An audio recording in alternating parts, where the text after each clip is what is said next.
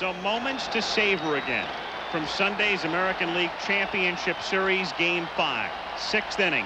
Boston leading California 2-1 with a man on. Bobby Grich with his drive to deep center field. Dave Henderson nearly making a spectacular catch. Instead, a tip-in home run. And the Angels led 3-2. By the 9th inning, it was 5-2. With Don Baylor at the plate. 1 out, man on. Drive to deep left field. And it was Angels 5, Red Sox 4.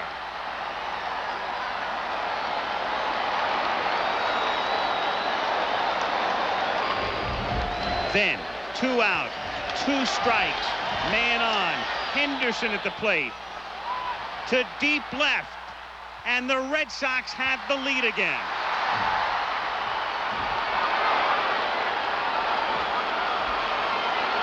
The twirling, spinning dance of Dave Henderson as the Red Sox moved out in front 6-5.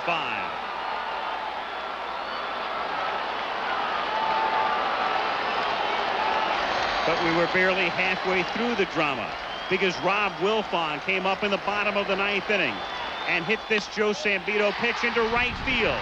And Rupert Jones, the pinch runner, with a great slide, barely touching the plate with his left hand to tie the game.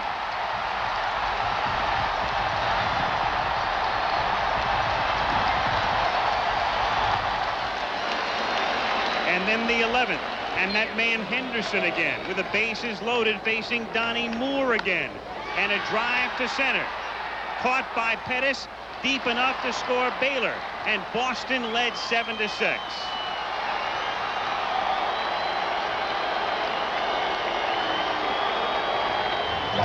And then it was Calvin Schiraldi coming back from his night of utter agony and facing Brian Downing with 2 out. Dave Stapleton, the first baseman, sending the series back to Boston.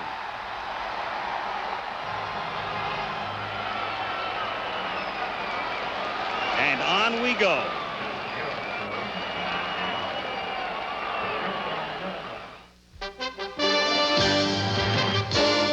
ABC Sports presents the 1986 American League Championship Series. From Fenway Park in Boston, Game 6, the California Angels against the Boston Red Sox. Pitching tonight, Kirk McCaskill against Oil Can Boyd. The Angels trying to win the pennant with the former hockey player in his 2nd season. And the Red Sox try to send it to 7th with one of the more colorful characters in the game today.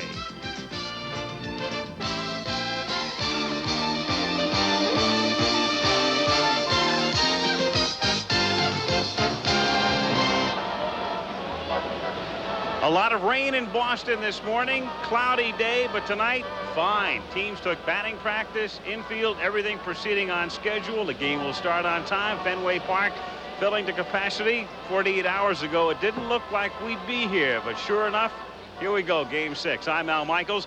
If ever a championship series needed an off day, this is the one. Everybody needed yesterday just to regroup. The Red Sox flew out on a red-eye charter Sunday. The Angels flew in yesterday. And we're ready now to see if the Angels can win their first pennant ever or whether Boston can send it to a 7th game. And we can start at the top by telling you Wally Joyner is not here. He was expected to join the team, fly with the team, but the bacterial infection is still with Joyner, who is in Southern California and not in Boston tonight.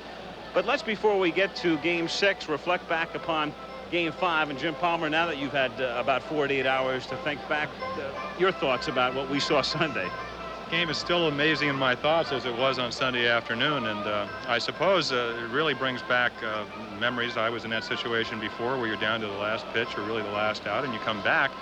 But the big thing, when you reflect, I think, Al, is the fact that basically California is very unhappy to be here and the Red Sox are delighted. So I think it gives them a little bit of edge in that respect, even though they are trailing 3-2. Boston has to win 2 straight. The Angels only have to win 1 of 2. Now, what about the mood of the California Angels? Who better to assess that than number 44, Reggie Jackson. I spoke with him earlier. Reggie, your ball club an out away and then a strike away from winning the American League Championship Series. Next thing you know, you're on a cross-country flight to Boston for Game 6. Can you sum up in 30 to 40 seconds the mood of this team right now? I'm sure my feeling was like everyone else's, Al, when Dave Henderson hit the home run. Just before that, I was so excited, so full of wonderful air. My chest was blown up just standing there next to Gene Mauch, waiting for Dave Henderson to swing and miss and run out on the mound and join in the celebration. But then all of a sudden, it's like Michael Anthony, the guy that comes around with the $1 million check. He comes to your house, knocks on the door and says, "Oh, I'm sorry, wrong number."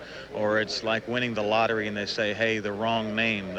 You know, you just don't know what to think. We had no expectation of coming back to Boston, but here we are today. I guess the good thing that we could say is we still have room left on the rope, and other than that, there's really not much more to say other than we've got to win this ball game tonight. The pressure's on them tonight. I think tomorrow the pressure will be on us. And the pressure tonight for Boston on Oil Can Boyd, their starting pitcher. A lot of heroes on Sunday. We'll talk with a couple of them when we come back. This ABC Sports Exclusive is brought to you by The Travelers, one of America's strongest, most experienced financial experts, and by a company called TRW, where tomorrow is taking shape.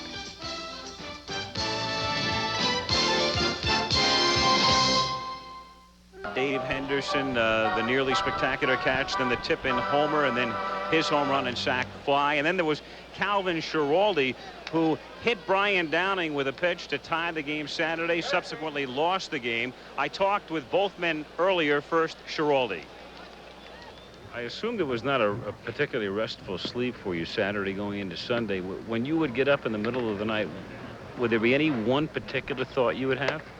I would just see the pitch hitting Downing over and over, and it's going to be something I think that's going to stick in my mind probably for the rest of my life. But the game Sunday really helped me out. It really helped me out for the rest of the series and hopefully for the World Series. But that night it was just the pitch that hit Downing just kept going through my mind, and I just couldn't get it out of my mind. Can you put into words for me what you are thinking about the count 2-2 and you fouled off a couple of pitches and you step out as if to collect your thoughts and gather yourself back together? And can you put into words what you were thinking about at that point? Well, you have to remember I haven't been hitting that much. I've just been going out for defensive and maybe getting one at-bat a game, and I really didn't have a clue up there, really, and I wasn't really sharp, so I had to step out of the batter's box to try to give myself a chance to put the ball in play. I didn't expect, you know, a home run or a double or anything, just to put it in play to give us a chance. And it just so happens I, you know, got the big part of the bat on the ball and it went out of the park. All of a sudden, all of your old friends seem to come back after a time like this. Have you gotten any surprising communication in the last couple of days? Somebody you didn't expect to hear from? Well, actually, my whole hometown back in Dos Palace, most of them sent me a telegram, and all of them said nice things in the telegram. And it's great to have your hometown see you in a game like that and to hit a home run. And all of a sudden, I've got more cousins than I knew I had, too, so. Henderson and Schiraldi talking about Sunday. That man, McCaskill, thinking about tonight, Tuesday. Meanwhile, let's check in on today's action in New York in the National League with Jim Lampley.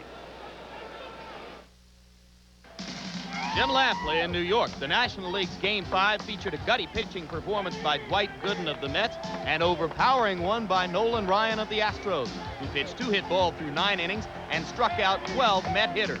The Astros broke through to score in the top of the 5th. Bill Doran's fielder's choice grounder chasing Alan Ashby home from third on what would have been an inning-ending double play. Then with Ryan working on a perfect game in the bottom of the 5th, Darryl Strawberry lashed a 3-2 pitch just inside the foul pole in right field to tie the game at 1 apiece. Both teams then searched for the proper good luck charm through 6 more scoreless innings. The Mets broke through in the bottom of the 12th. Wally Backman lining a single off Denny Walling at third base against relief pitcher Charlie Kerfeld. Moments later, Kerfeld lost a pickoff throw past Glenn Davis at first base and Backman was in scoring position in the bottom of the 12th.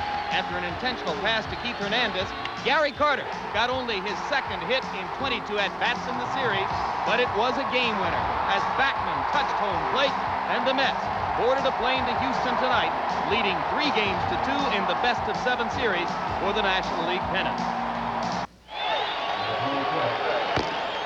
Oil Can Boyd pitched Friday. His figures there, he gave up home runs to Schofield and Pettis. Against McCaskill tonight. Oh, yeah, the shy retiring Oil Can Boyd. He's as fast as he can be. Red Sox number 23. If we were Yanks, he'd strike out you and me. Dennis Boyd, we're with ya. We'll be happy if you pitch as well in the playoffs as you pitch all season long. He's a real oil can, part of McNamara's plan to win the pennant for the fans of Boston. To win the pennant for the fans of Boston. To win the pennant for the fans of Boston.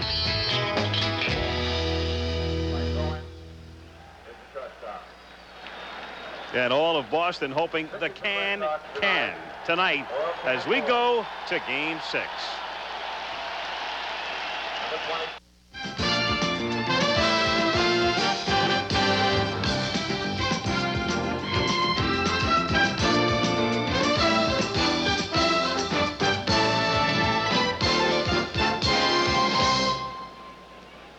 Al Michaels, Jim Palmer, Fenway Park, Game 6. I thought Reggie Jackson summed it up brilliantly when he said the pressure is still on Boston tonight, but would be on California tomorrow if the Red Sox win. And the other pressure now for the Angels is the fact they are minus Wally Joyner tonight and probably tomorrow night as well. He is still back in Southern California. Well, he's definitely going to hurt their defense. Not as much tonight because Gene Mauch has gone with Bobby Grich, who's an excellent fielder at first. But it does hurt their offense. Potent bat. The reason that the Angels are at this point in the season was attributed a lot to Wally Joyner. So it's a shame. He'd like to see a team at full strength. Similar to the World Series last year, he would have liked to see Vince Coleman play. It's a shame that Joyner's not able to. So much was made about Roger Clemens pitching on 3 days rest, and he's big and he's strong and he looked very good doing it. But what about the wiry Boyd working on 3 days rest? Well, I think the mindset is that basically that Oil Can has not pitched with 3 days rest all year, but he can do it because I think he's been thinking about it since his last start. So I think he's psyched for that, obviously, if you saw the film. He's more of a control pitcher, so if he makes good pitches, and again, he pitched very well the other night. He made 2 mistakes, both home runs, and it cost him the ball game. I would think Kirk McCaskill of the Angels is hopeful that he can start tonight's game where he picked up in about the 3rd inning in his last start here last Wednesday. Well, he said he was very nervous, and I think you could see it. But historically over the season, earned run average the first 3 innings is almost like 5 runs a game, and then he settles down. So second start, I would think he would channel some of that energy. He said the energy was going in the wrong direction, has outstanding stuff. If he makes good pitches, he can be very tough. Just to quickly, what's your thought right now? The way Donnie Moore pitched the other day, and we know his shoulder is hurting, and the way Doug Corbett pitched the other night, do you think Mauch might try to close if he has to close with Corbett? I think that we will probably see Corbett, and I really think that what Boston has done because of Schiraldi's good effort is reestablish their bullpen. I think he has a lot of confidence. Fenway Park, the scene for Game 6. The Angels and Red Sox coming up next. This ABC Sports Exclusive is brought to you by the Heartbeat of America, today's Chevrolet. By exceptionally smooth Michelob, it can make tonight the best part of your day. By IBM and the growing family of IBM personal computers. And by Prudential Bache Securities, rock solid, market-wise. Saturday, an SEC rivalry as the #2 team in the nation, Alabama tackles Tennessee, or Baylor takes on Texas A&M. Coverage begins with College Football Today. Let's Let's take just a second for some other sports news. Since Doug Flutie was here tonight, if you haven't heard, the Rams traded the rights to sign Flutie to the Chicago Bears earlier today for your basic undisclosed draft choice. Doug Flutie at Fenway Park tonight, and I spoke with him about an hour ago. Doug, what are your plans now for the balance of the 1986 football season? Well, right now my plans are to go out to Chicago and start learning the offense as quickly as possible and start developing as a quarterback. Whether I sign with them for this season or next year is yet to be determined, and I'm just looking forward to the opportunity to directing my attention towards playing either next year or this year, but at least having something to focus in on. How do you feel about the fact that it was the Chicago Bears that came after you? It was amazing that it became Chicago Bears. I had thought all along that a team like maybe the Colts or the Packers or a team that was struggling would look to gain a quarterback, and then all of a sudden the Chicago Bears came into the picture and my eyes lit up, and the opportunity to go to Chicago is something that I really didn't even dream of. So we're happy for Doug Flutie, a good man and one of those looking on tonight at Fenway Park. And there's the California lineup tonight: Pettis, Jones, Downing, Jackson, DeCinces, Schofield, and then Grich, Wilfong, and Boone. And here we go. Game 6 at Fenway Park on what's turned out to be an almost summer-like night. It is dry after a very wet morning, a heavy downpour, a very cloudy day, but humid and warm. It feels like it's about 75. Gary Pettis to lead things off, missing outside. It's the kind of weather that neither favors the pitcher or the hitter. You look at the year that Dennis Oil Can Boyd had, 11-4, then lost 2 right before the All-Star game. Look at the first strike, then was suspended, came back with 3 starts, struggled, earned run average of almost 6 runs per game, then was 5-1 until he pitched the other night. Again, one of the players that caused him the most trouble was Gary Pettis. He's hit 2 home runs off him on changeups. So we'll see how he pitches, maybe with a little more fastballs tonight. Inside, 2-1 the count. Pettis hitting 1 homer off Boyd in the regular season, and then the other one coming in game 3. Rich Garcia works the plate. Larry Barnett at first, Larry McCoy at second, Terry Cooney umpiring at third, Nick Bremigan down the line in left, and Rocky Rowe in right. And Pettis hits a high fly ball to deep center field, but a lot of room at Fenway Park for the man Henderson. Henderson is in the lineup tonight in center field, not only because of what he did the other day, but Tony Armas is still hurting. Armas injuring his ankle, crashing into the wall, and there are the dimensions at Fenway Park in Boston. Armas could come up and pinch hit tonight. He is available to play, but Henderson gets the start in center. Jones batting second tonight.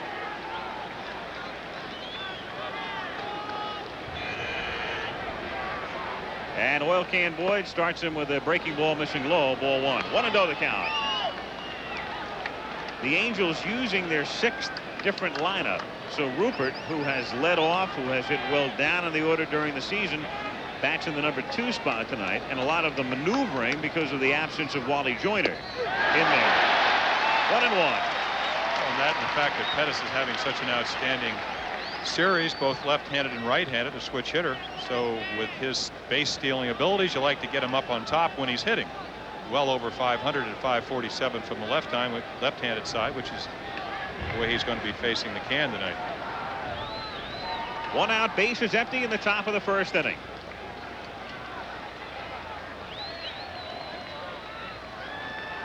If we go to a 7th game, that's tomorrow night. It would start at 8 Eastern time. And it would be Roger Clemens for Boston and John Candelaria for California. Good fastball.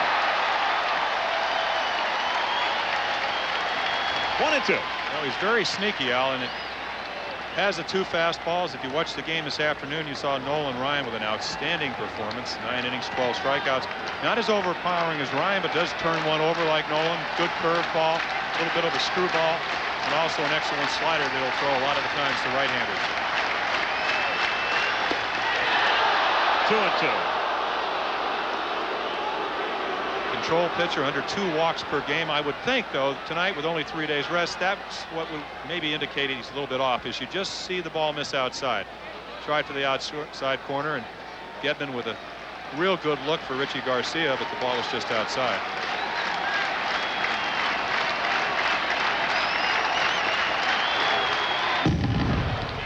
Still 2-2. Facial expressions tell you a few things. With Oil Can Boyd, you watched him the other night.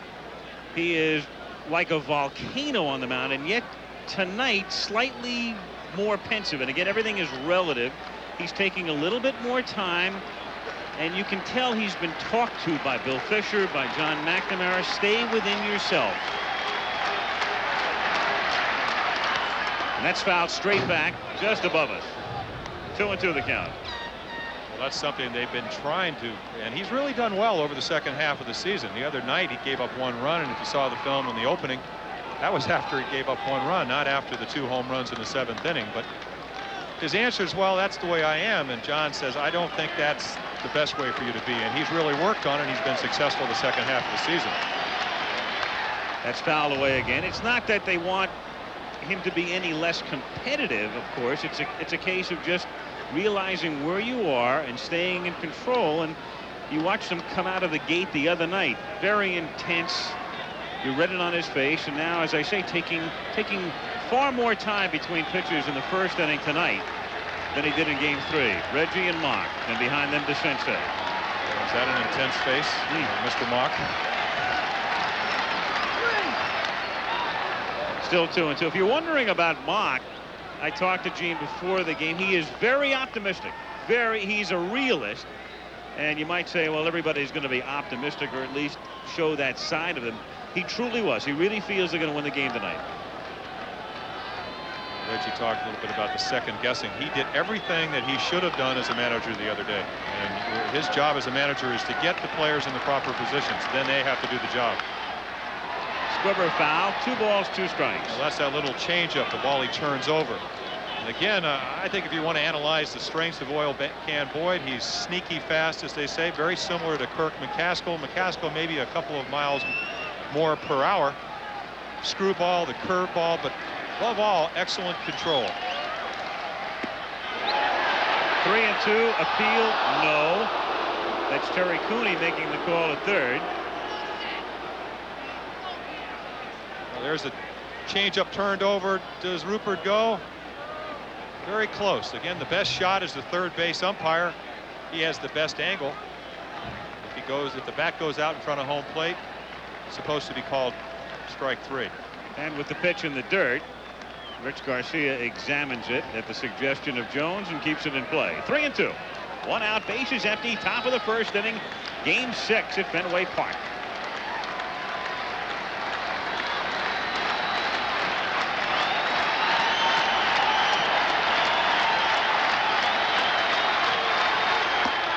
And he's on. So Jones fouls off enough pitches to work the walk from Oil Can Boyd. The Angels have the game's first base runner, and Brian Downing comes to the plate. Brian Downing. Already something very uncharacteristic of Oil Can, a walk, as we said, under 2 at 1.9 per 9 innings all season. And that's something you really can't afford to do up here in Fenway Park. There's one weakness that Oil Can has, it's the home run ball. Then again, that's what did him in the 7th inning in the 3rd game. Solo home run on a hanging slider by Schofield, and a hanging high changeup that Pettis drilled into right field for a 2-run home run. Downing with Jones at first base, takes high, ball 1. 1-0 the count. It's funny, I mean, there were so many things that happened in Sunday's game, for those of you who saw it, and then for those of you who only saw highlights, there were so many highlights just in watching the Sunday night shows and what took place yesterday. Among those that were left on the edit room floor was Downing's great catch. In there, 1-1. As great as that catch, the truly significant thing about it was it kept him in a game. As you said, Downing over his head into the wall like a linebacker. It's nothing new if you're an Angel fan, you've seen him play. exceptional year in every sense except for batting average, 20 home runs, 95 RBIs, walked 90 times. 1-2. And again, we mentioned the story the other day, and maybe it's worth repeating when you saw what Downing did the other day. He's the man who went on the disabled list after his first pitch in the major leagues. He went after a foul pop so hard, hurt himself to the extent he was on the disabled list for 2 months. One pitch.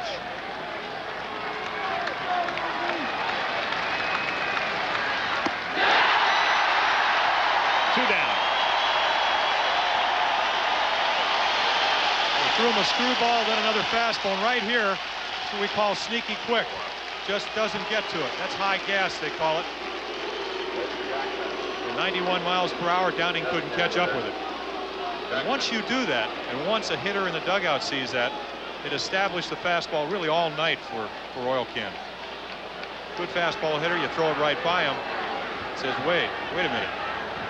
Get your attention. Reggie Jackson now.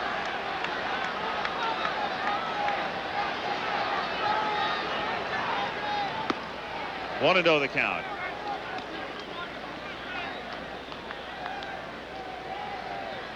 And that's quite a mark to break. Again, we mentioned with Berra's record, Yogi's mark acquired through the course of only World Series games. Reggie has had the advantage of the added games through the playoffs. So yes, there should be an asterisk there, but still it points up the fact that Jackson has played on winning teams and has been very instrumental. Watch, this is a good pitch right at the knees.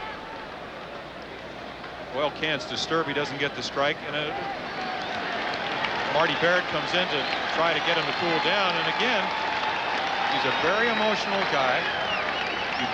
You want the strike, but you can't let it affect you.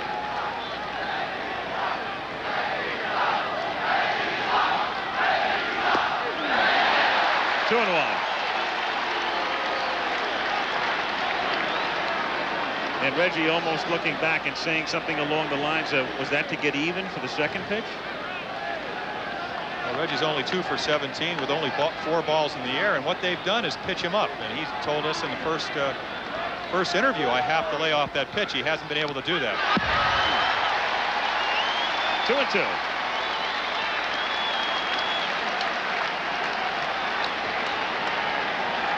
Neither club getting any productivity out of the cleanup spot. The Angel cleanup hitters, Jackson and DeCinces, in the 5 games are 4 for 21, and Rice on the other side is 4 for 22. 2 down, Jones at first base. And Jones goes as Jackson drills it toward the gap in left center field, and Rice will have to play it off the fence. And Jones, who was running on a pitch, will score on a double by Jackson. And so Mock sending the runner 2-2, and that turns out to make the difference. With Jones going on a pitch, he's able to score, and the Angels lead 1-0. What a calculated play, but then again, if you have a control pitcher out there and you're Gene Mauch, you know he's probably going to throw a strike. This is the out left field look at the double off the wall. Rice and Henderson know it immediately. The only play is going to be at second if there is one. Reggie easily into second with a double. 1-0 California. Reggie Jackson at second base. 2 down, and Doug DeCinces at the plate.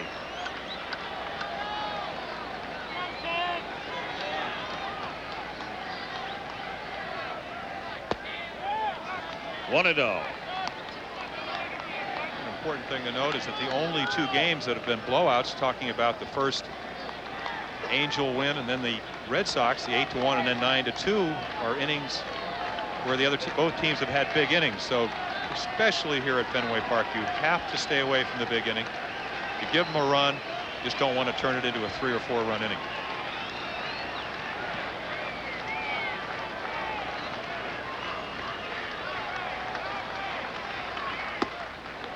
Two and oh the count. Another thing to note is this is a game that obviously is more important to the Red Sox than the Angels. If you're John McNamara, you don't go very long with your starter. Coming back 1 day short bullpen will be up early. And Al Nipper would be that man if they had to go early, as was the case the other day when Don Drysdale interviewed McNamara before Game 5, and John said the first man in would be Nipper early, and then of course once they got later into the game, that changes the whole sequence of things. Well, it certainly does, and I think a lot of people misinterpreted what he said. He was talking long man, and then you get into the short inning, late inning type of situation. Giraldi having pitched the night before, you go with Crawford. Did one heck of a job. Came in with the bases loaded and 1 out. DeCinces to pop up, Grich to hit a soft liner back to him. Strong inning, a run, and then Giraldi comes in and reestablishes confidence. 2-0 on DeCinces. Half swing foul, and the count is 2-1. The interesting comment is looking at Doug is that with the bases loaded and 1 out, Gene Mauch said, I don't have any place to, after the game, and Doug popped up, he said, I don't have any place to sleep tonight because I bet my house. Not that I would bet my house. And the reason Gene Mauch, everything he says has a reason. You have Steve Crawford on the mound, you have a fastball hitter in Doug DeCinces. He knows he's going to get a fastball. Crawford just was a little bit better. High drive to deep left field, driving Rice all the way to the fence, and that one's off the very top of the wall. Scores Jackson, throw to Barrett, not in time. It's 2-0, and just a few feet away from it being 3-0 on a Fenway double. A fly ball in Anaheim. We're not in Anaheim, so it's a double. Doug almost made the place close at second by watching the ball. I think he really felt that ball was into the net. Take much of a fly ball. Another look. Little screwball, but look where it is. Right in the middle of the plate. Right in his power. Kind of pitches really to the edges of the plate here in Fenway, especially when you're behind in the count. Long fly ball. Looks like it's going out. It almost does. 2 feet. And DeCinces has now hit safely in every game, and Bill Fisher visiting the mound. So Oil Can has been composed.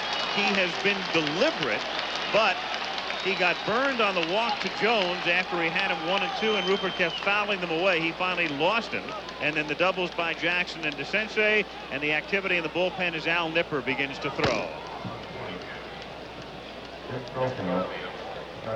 2-0 Angels, and Schofield having a very good series.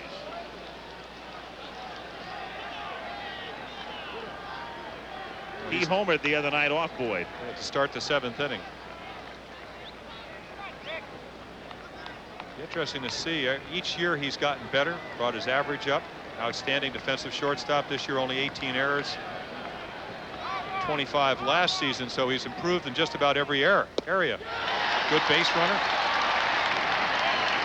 Along with Pettis is really the only speed on the Angel ball club outside of Rupert Jones with 10 stolen bases. DeCinces at second base, 2 down. Angels on top, 2-0 in the top of the first inning. 1-1 the count. This is the first time in the series the Angels have scored in the first inning. The starting pitching in this series has been very good on both sides. The starters have been routinely taking their teams into the 7th, 8th, and all the way, as Witt did on opening night.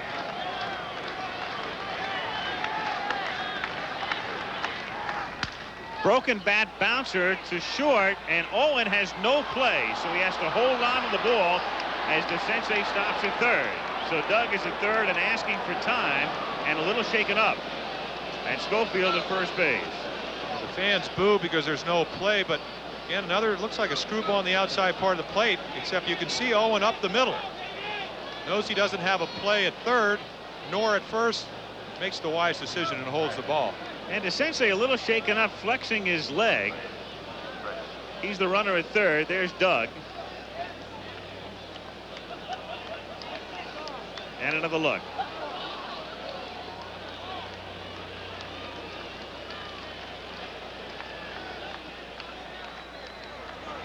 Bobby Grich now with 2 on and 2 out. Takes a strike. 0-1. It's just a breeze tonight. Wind, if anything, blowing out, but really having very little effect. Just a little ripple. Did you ever pitch at Fenway? That is a major storm if you're a pitcher. Anything You blowing want the out. wind coming in. And he's hit by the pitch. And so the bases are loaded, and Rob Wilfong is coming up. And Gedman's going to go to the mound. And so is Buckner. Again, you see Gedman inside. Talked about if anything goes with Oil Can would be an indication, would be control. We've seen the walk, getting the ball in the middle of the plate. Second base. We talked before the third game. He wanted to pitch the game of his life. Obviously, of an even more important game tonight. Doesn't seem to have command of his pitches. Too many in the middle of the plate, up in the strike zone. When he tries to make a good pitch, he's unable to. Rob Wilfong, who had the big hit Sunday in the 9th inning to tie the game, but who slumped terribly down the stretch in the regular season. 0-1. It's in so many games, really what it sometimes comes down to is when you need an out and the right hitter is up there, you need to get him out. And this is a perfect example. 2 hits for Wilfong on Sunday, but this is the out man in the lineup. And this is a pretty critical out right now for the Red Sox. It's 2-0 with the bases loaded. Popped up in foul territory and back out of play. And the count 0-2. It's critical because even a single means probably 4-0. And it also means you probably have to go to the bullpen and bring Nipper in.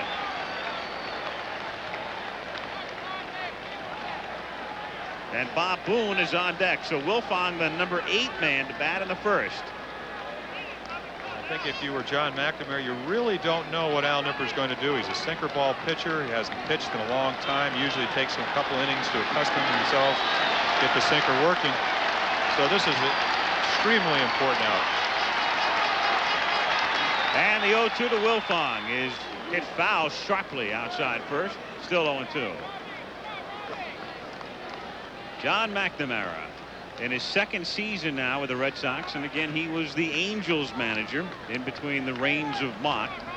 John managed California in '83 and '84.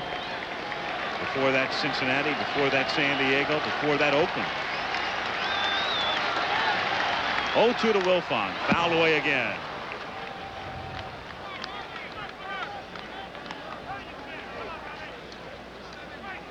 Two out, bases loaded. We're in the top of the first inning. The Sensei, Schofield, Grich. 2-0 California. 0-2 pitch.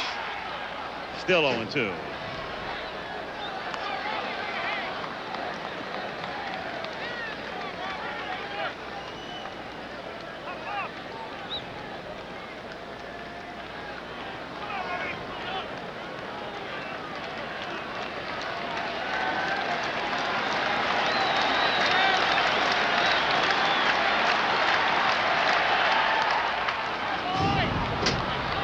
He's thrown 6 straight strikes. 0-2 the count. Moving the ball around well. Again, you wonder with the 3 days rest, he's really made some good pitches. Pitches that I would think normally he'd be able to throw by Wilfong in the first inning.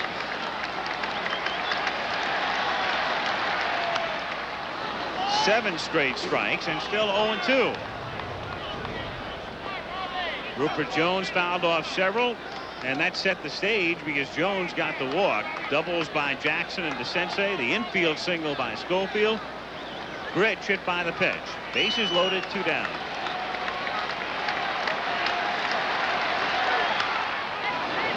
Eight straight and 6 foul balls. Sometimes it's extremely easy to get the first 2 strikes, but the third one. 41 pitches in the top of the first. That's the last graphic in the world McNamara wanted to see. Another.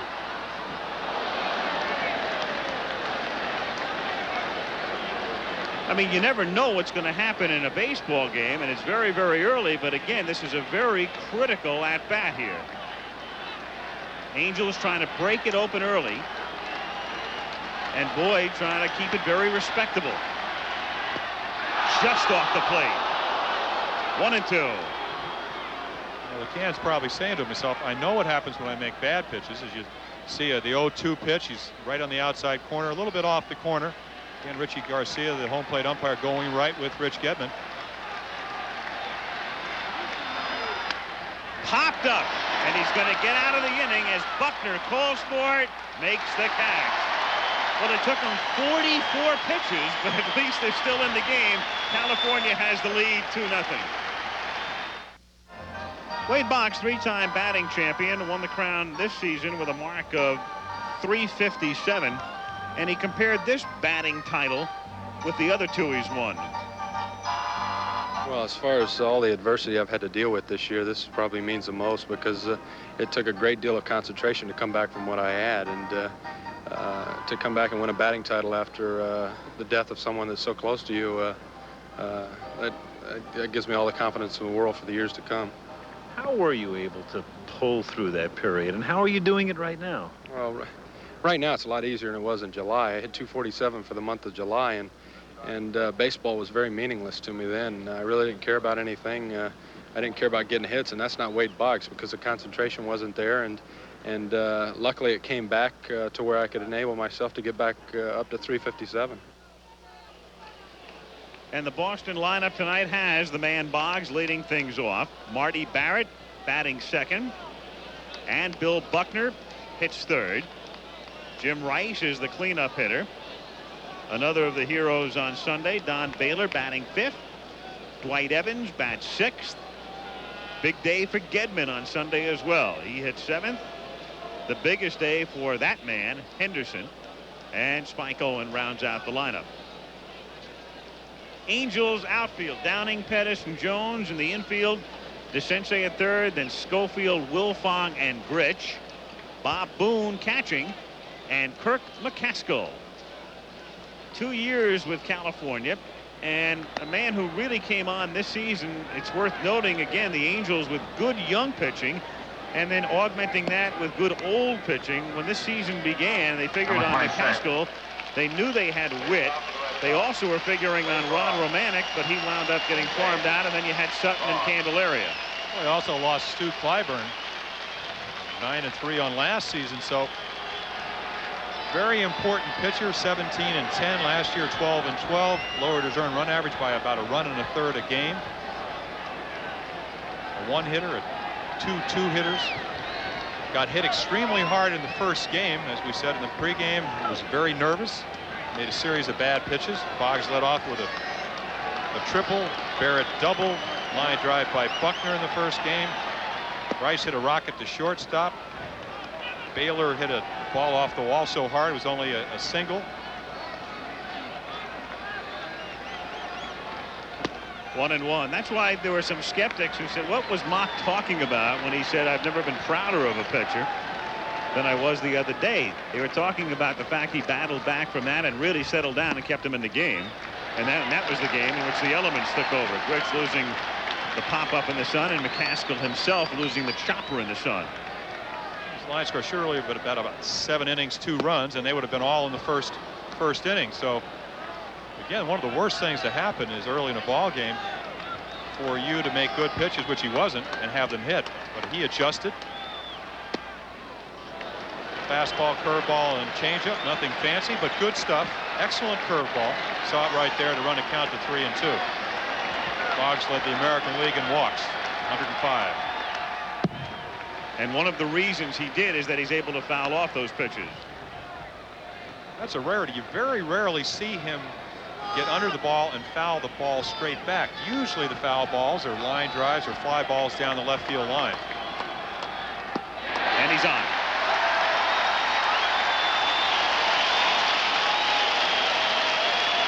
Boggs at first base and nobody out, and now Marty Barrett comes to the plate. A gutsy pitch, you know, hitter, especially of Wade Boggs' caliber, is not going to swing at too many balls, yet you throw your curveball. To me, it indicates he has a lot of confidence in it. but wasn't able to throw it for a strike there. Boggs at first is no base stealing threat, of course. As far as base running, he is hampered now. Slightly torn hamstring and a bad knee and ankle as well. 1-0. And this crowd very much into it right now, very early on. And Boone wants to settle down McCaskill. I think they probably watched on television and saw what kind of impact the crowds in California had. Great fans here in New England, but they can be a little bit, I guess, sedate. They sit back and they wait for things to happen. And I'll tell you one thing, if you get a 2-0 lead, what you'd like to do is go out there, get them out 1, 2, 3, get your team up at bat. And by walking the leadoff hitter, I think you give the Red Sox a little confidence boost. And then you go 2-0 on Barrett with Buckner on deck. And time called now as Marcel Latchman, whose brother Rene coaches third for Boston, goes to the mound. Dwight Evans was saying, and it got enough play here so the fans read it and talked about it on television as well. He was hopeful that the Boston fans would emulate the California fans, deafening over the weekend. Well, as a pitcher, though, if you're Kirk McCaskill, you want to keep them out of the game. And the best way to do that is to get the hitters out. And I'm sure that Marcel Latchman said, hey, you have 7 guys behind you. They can't help you if you don't throw the ball over. 2-0 pitch in there. One reason I think the Angel fans might have been so noisy this weekend, part of the reason anyway, is the scoreboard kept flashing noise, noise, noise. But that would not fit in Fenway Park. For some reason, in a ballpark that's 75 years old, I think I'd fall on the floor if I saw a sign flash noise, noise, noise.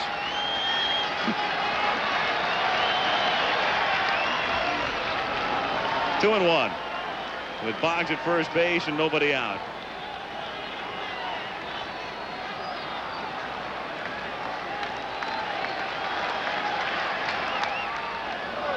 Two and two.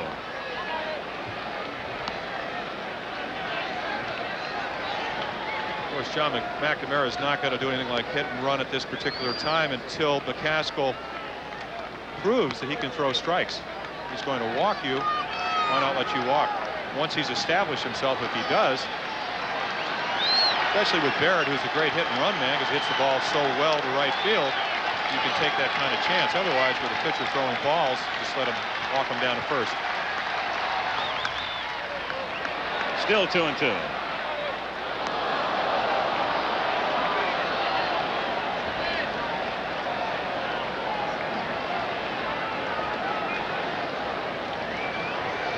Boyd throwing 44 pitches in the top of the inning.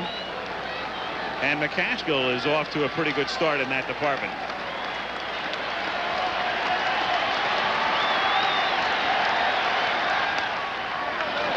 Foul back, still 2 and 2. It's a very natural thing to get defensive as a pitcher, especially here at Fenway Park. You walk out to the mound, you look back over your right shoulder if you're right-handed and see a massive wall. The bottom line in pitching is you have to get ahead of the hitters, try to get them to swing at balls, establish your pitches, and so far McCaskill really hasn't been able to do that.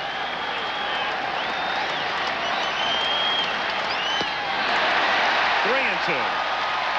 So now we'll see about Boggs going. Barrett, good contact man, struck out only 31 times in 625 at-bats. So he strikes out about once a week. Of course, McCaskill did punch him out 3 times in May and 2 times the other day. And they keep Boggs at first, ball 4.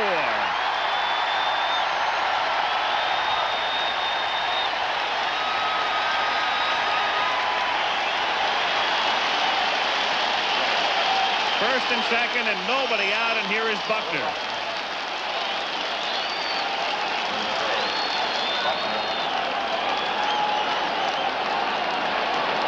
The game beginning at a snail's pace. It's a first inning that's consumed more than 35 minutes at this point, but it's almost understandable in a way. Not only the tension and the pressure and Boyd trying to keep within himself, but we're coming off that game on Sunday.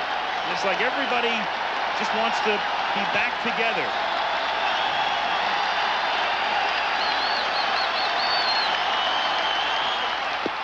Strike. 0-1.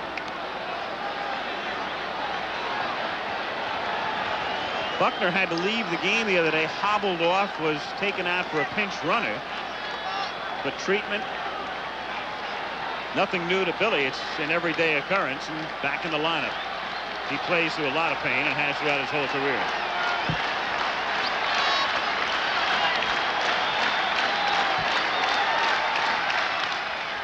Shot to first, fielded by Grich, and there's one play and the runners advance. So Boggs goes to third. Barrett pulls in at second. Buckner is gone, and Jim Rice comes to the plate. Well, Billy Buck doesn't walk very much, but what he did was as good as sacrificing, even though that wasn't the intent. Jim Rice, and he is getting a standing ovation. And again, that's another of those plays the other day that never made the highlight reel. Rice going to the wall to catch Pettish's drive at the fence. 2 feet higher, and Pettish hits a winning home run.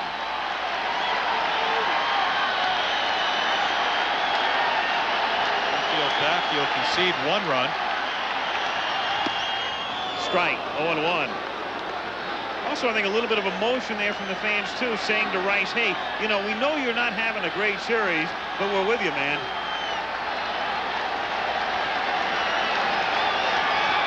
Infield back. And it gets by Boone, and Bob scores 2-1.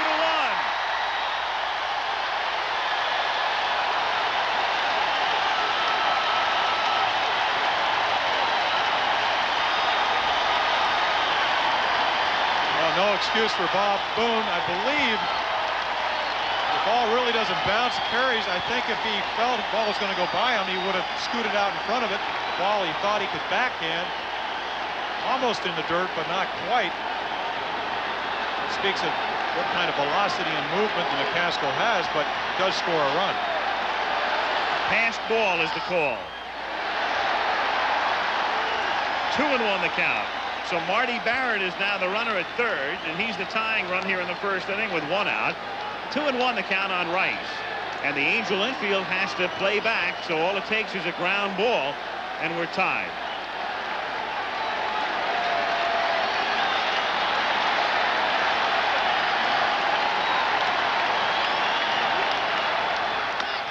And there's your ground ball. And we're tied.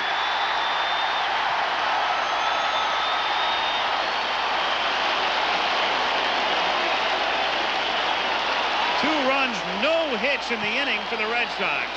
2 out, bases empty, and Baylor at the plate. If you're sitting at home, you don't realize good low fastball, pitcher's pitch. Rice, no dummy, looks at the infielder's nose. The ground ball will score a run. Not selfish, he hits it. Are we on our way toward another Sunday ride? Again, I know Kirk McCaskill did not want to let the Red Sox back in the game this soon. Sometimes you can't always do what you want out there. 2-0. Looks like he has better velocity, but again, if you can't channel it and do what you want with it, you become a thrower instead of a pitcher. In this inning, he is throwing the ball, not pitching.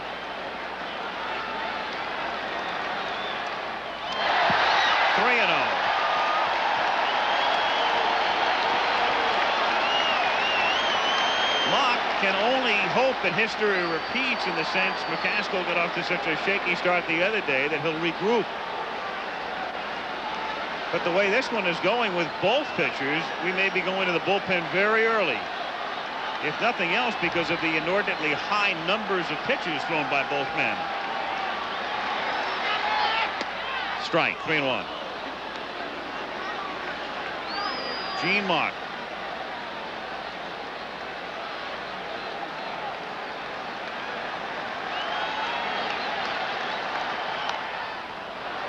Three and 2 now.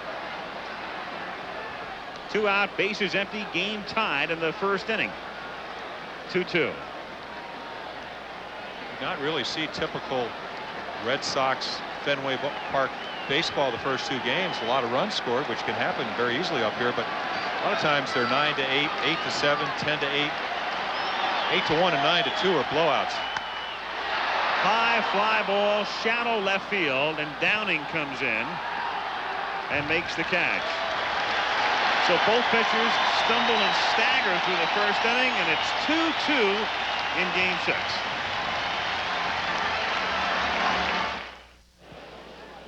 Bob Boone, one of the best despite the passed ball in the bottom of the first inning. He can have quite an effect on each hitter as they stand in, as attested to by Dwight Evans. You can't tell how good this guy is until you run it back in slow motion. And that's the only way you can pick it up. He's so quick. You see a pitch that says, you know, you say, that might have been low, but I'm not too sure. Now you run it back in slow motion. You see him go down with his glove real quick and then come back up. And then you see the umpire call strike, and you say he caught it low and brought it up. He's the best at it. He's an artist. And I don't know who taught him that. I don't know if they taught him that at Stanford or what, but he is, he's probably the smartest catcher in the game today. He's got a PhD in pitch framing. Well, it's not only that. When the hitters talk about it, they said you can't guess with him. He's constantly moving the ball around. Of course, the way McCaskill really exhibited wildness is real tough to really sit anywhere and develop any pattern, which is what you need to get those pitches. Boone to lead off Pettis and Jones. Boone having a great series at the plate. 9 for 17. Top hitter on both gloves. Breaks his bat, hits it down to Owen, who one-hands and gets him. Spike Owen throwing out Boone. One down here in the second inning, and out of the top of the Angel batting order, and Gary Pettis. Pettis made good contact in the first, flying to deep center.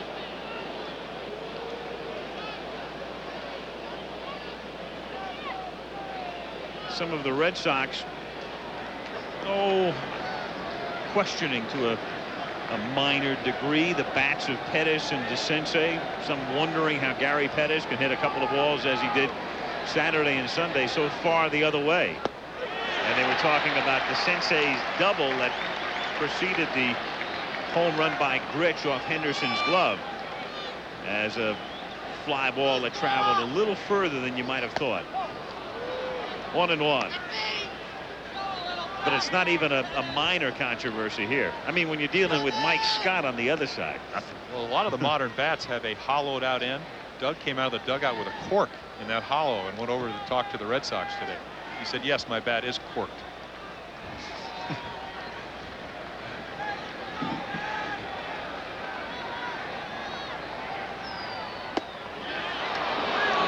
2-1 the count. If you go back, and even before that double, he had a double that really got Tony Armas out of the game. A ball he tried to catch the straightaway center. He said, if my bat was corked, how far do you think that ball would have gone? I said, well, it never got higher than the fence. It probably would have gone through the fence. That's ripped into right center field. And Gary Pettis picks up his 9th hit in the playoffs. So Pettis at first base. Gary with his 50 steals and 63 attempts this season, but Gedman has been equal to the task on a couple of occasions. 4 out of 5. They've attempted 5 steals. He's thrown 4 of them out.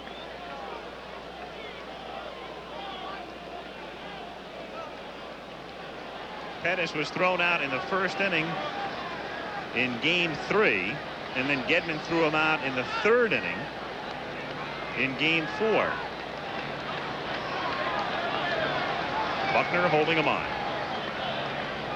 Jones at the plate. Boyle can't look to center field. That's a new unique move. You come down, the runner's over your left shoulder. He looked out at second base and then backed off the mound. Amazing. So when you have a tough first inning, sometimes you don't know where the runners are. He's still looking over there. And it's hit down the line and hooking and going foul.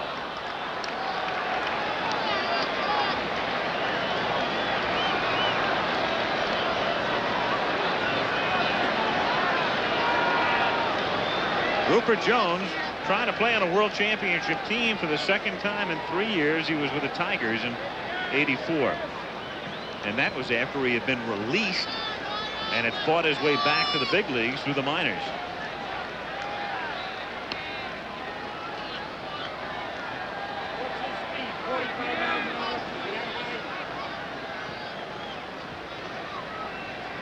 2-2 tie in the second.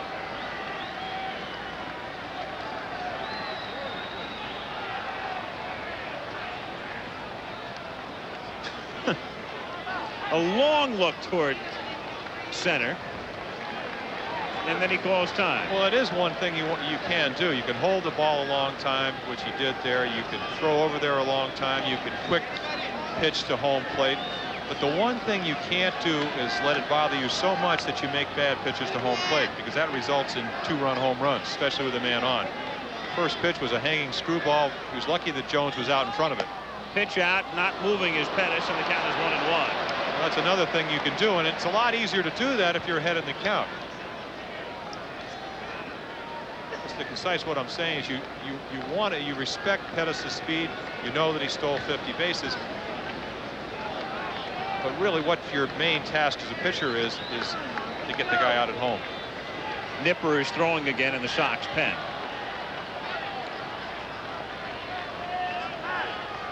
McNamara can't afford to fool around. A lot of pitches by Boyd in the first. Another look now at Boyd. Boyd slowing himself down so much and then throwing over to first base. But he's slowed himself down that he has no rhythm at all right now, really. Really hasn't showed us he has any command of his pitches. The only way that move could be deceptive if he looks at center and then goes home.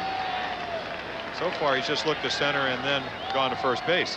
Now more conventionally he throws high, ball 2-1. McNamara cannot be happy about what he's seeing with Boyd so far. But he also knows what's out in the bullpen. We talked about that earlier. 6 pitchers that he does have in the bullpen, 450 innings, 700 and some base runners.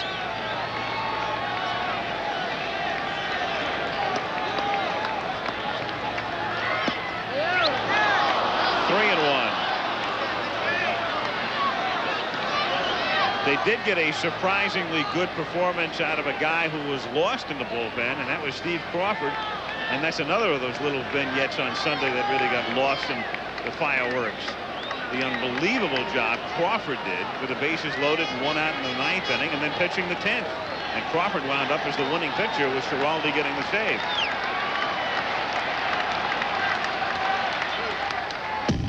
Fouled away. 3 balls, 2 strikes now. 3-2 the count on Rupert Jones. Well, he will be running here.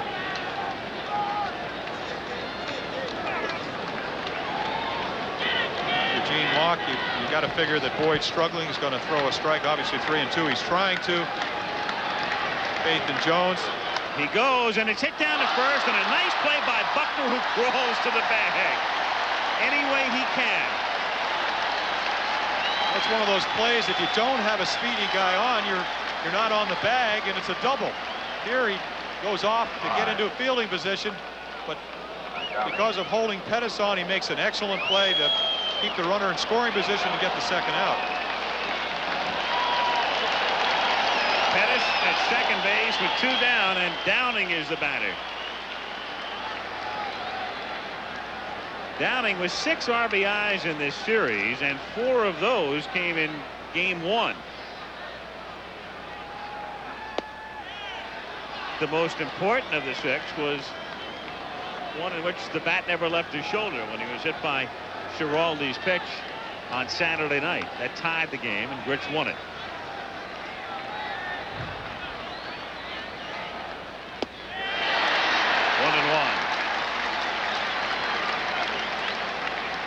First curveball we've seen, and talking to Mark Sullivan, the backup catcher, he said you really have to call that pitch.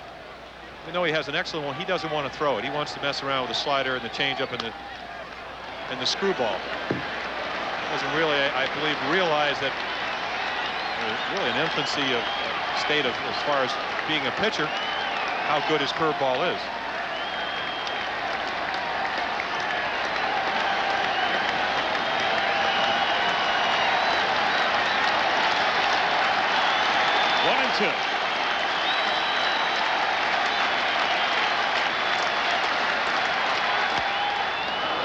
Toward right center field, deep but playable. Evans.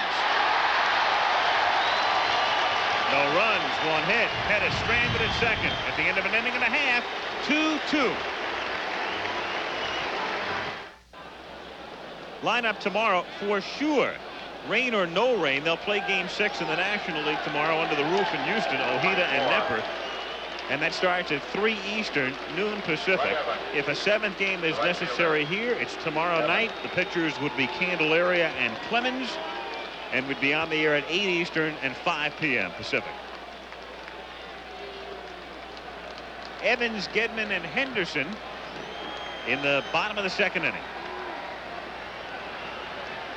Evans trying to get on track in this series. Talk to him about that. Really a very significant single in the 11th inning. Baylor got hit by a pitch. He hit a ground ball up the middle. And he said, that's what I have to do, basically, and not to make excuses. He said, when I come up with nobody on, and this is a perfect situation, so we'll see what he does. He said, I've been trying to swing for a home run. Little half swing there and a looping fly ball to shallow right field, and Rupert Jones makes the play. Right there, fooled with a curveball, but go back to that thought. He said you try to hit a home run, and if you go back, and really, as you said, Al, the starting pitching for the Angels is, look right there, excellent curveball. Not much of a swing, but he's fooled. That he's been trying to hit home runs. They haven't been letting me, and the result has been a lot of outs. Rich Gedman. Perfect day on Sunday inside. Gedman was 4 for 4 with a homer. Bob Boone, his opposite number, was 3 for 3 with a home run. On deck is Henderson, who was the big star on Sunday, but don't forget about Gedman. The sensei backhands and has a lot of time to throw him out. 2 down, and listen to the hand now for Henderson. Well, they ought to be on their feet, because if they're if he didn't hit the home run, they're not here tonight.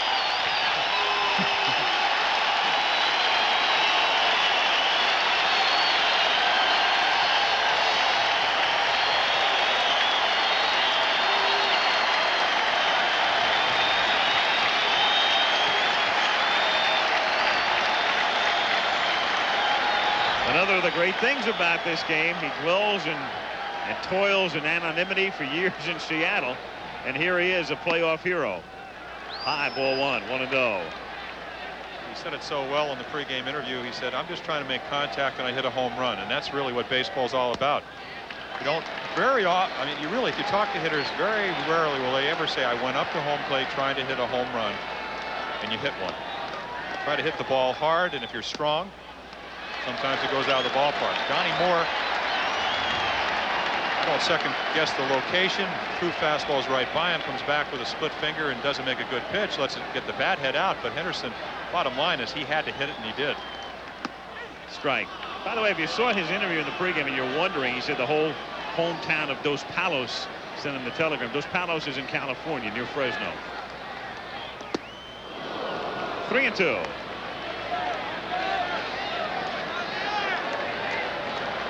Good idea of what kind of stuff Kirk McCaskill has. 3-1. Henderson obviously looking for a fastball. Got it and still couldn't get to it.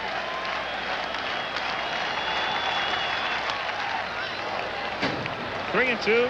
2 down. Bases empty. 2-2 tie. Bottom of the 2nd.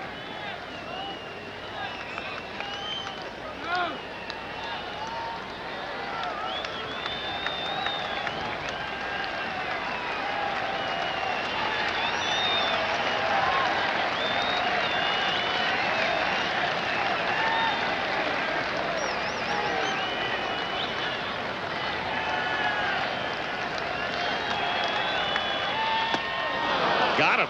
Does it the hard way. He goes from 3-0 to 3-3. And at the end of 2, it's 2-2 at Fenway Park. Go to the 3rd inning. Reggie Jackson to lead things off. Kirk McCaskill working tonight on the mound for California. Talked about his switch from hockey to baseball and why. A couple sticks in the face. I just had a terrible year playing hockey. I signed with Winnipeg and played 1 year professionally, and I didn't enjoy it at all. I just had a terrible year, and I was terrible, and I thought the organization was terrible. I mean, the Sherbrooke organization, not Winnipeg itself. So I decided to come back. I was having fun playing baseball, and I looked at the the business aspects of a longer career, less wear and tear on the body, and it was rather easy to do, to come back after the season I spent playing professional hockey. Third inning now with Reggie Jackson, who doubled to drive in a run. Jackson, DeCinces, and Schofield against Oil Can Boyd in the third.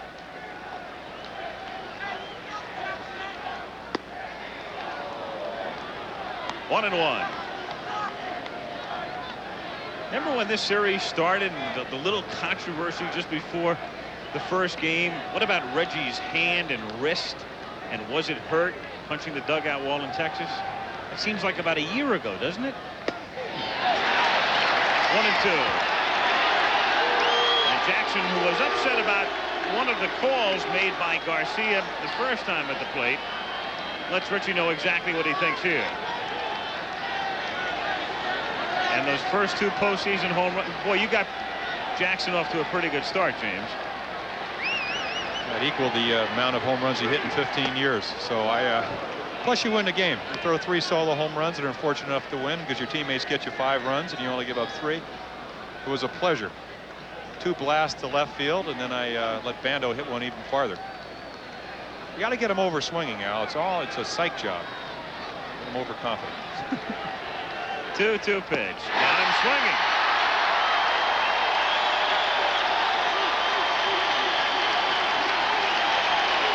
Established the fastball away, and it looks like he just turns this one over. Look at run away. Reggie tries to go out. The ball drops right on the corner.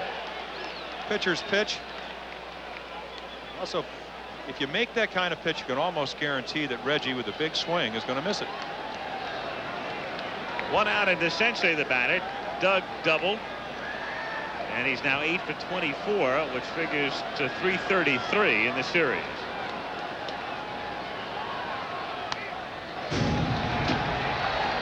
Talking the other day about Reggie Jackson and the fact that even having a poor series statistically, he still gets your attention. The compelling figure. There is no louder sound for a strikeout than when Reggie Jackson goes down. Oh, you'll hear the fans respond in certain game situations when you get a vital strikeout, but just take your everyday, ordinary top of the third inning leadoff strikeout, and the way the crowd goes wild when it's Reggie who goes down.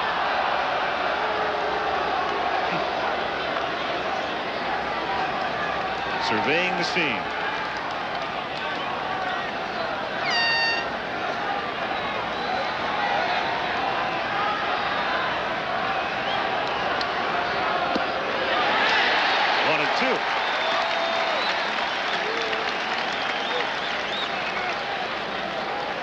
After 5 games, you get to be a pretty good lip reader. Doug says the ball's inside. It does look like Oil Can has established his control. Perfect pitches to Reggie. It looks like he's on the corners. McCaskill certainly is throwing a lot better as far as command of his pitches.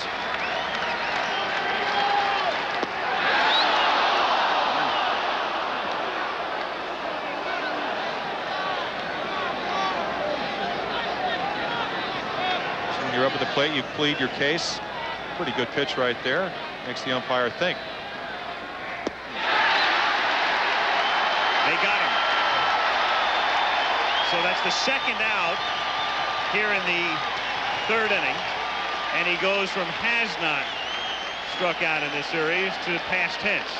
And the Can has 3 Ks. We talked about the curveball. Gedman calls for it. Doug tries to hold up. He can't hit it.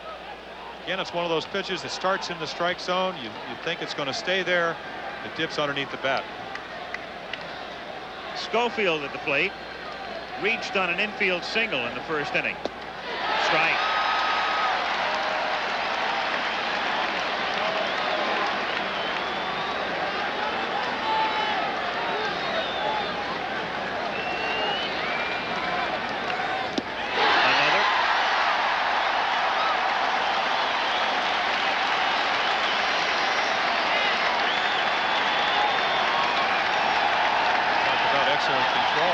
Gedman move. He's almost hitting the glove every time.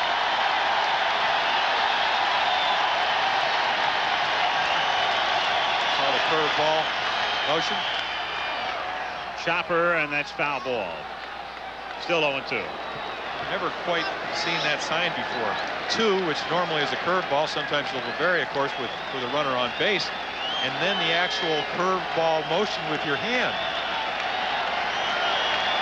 Sure, something that Rich Gedman would not do if somebody was on second base.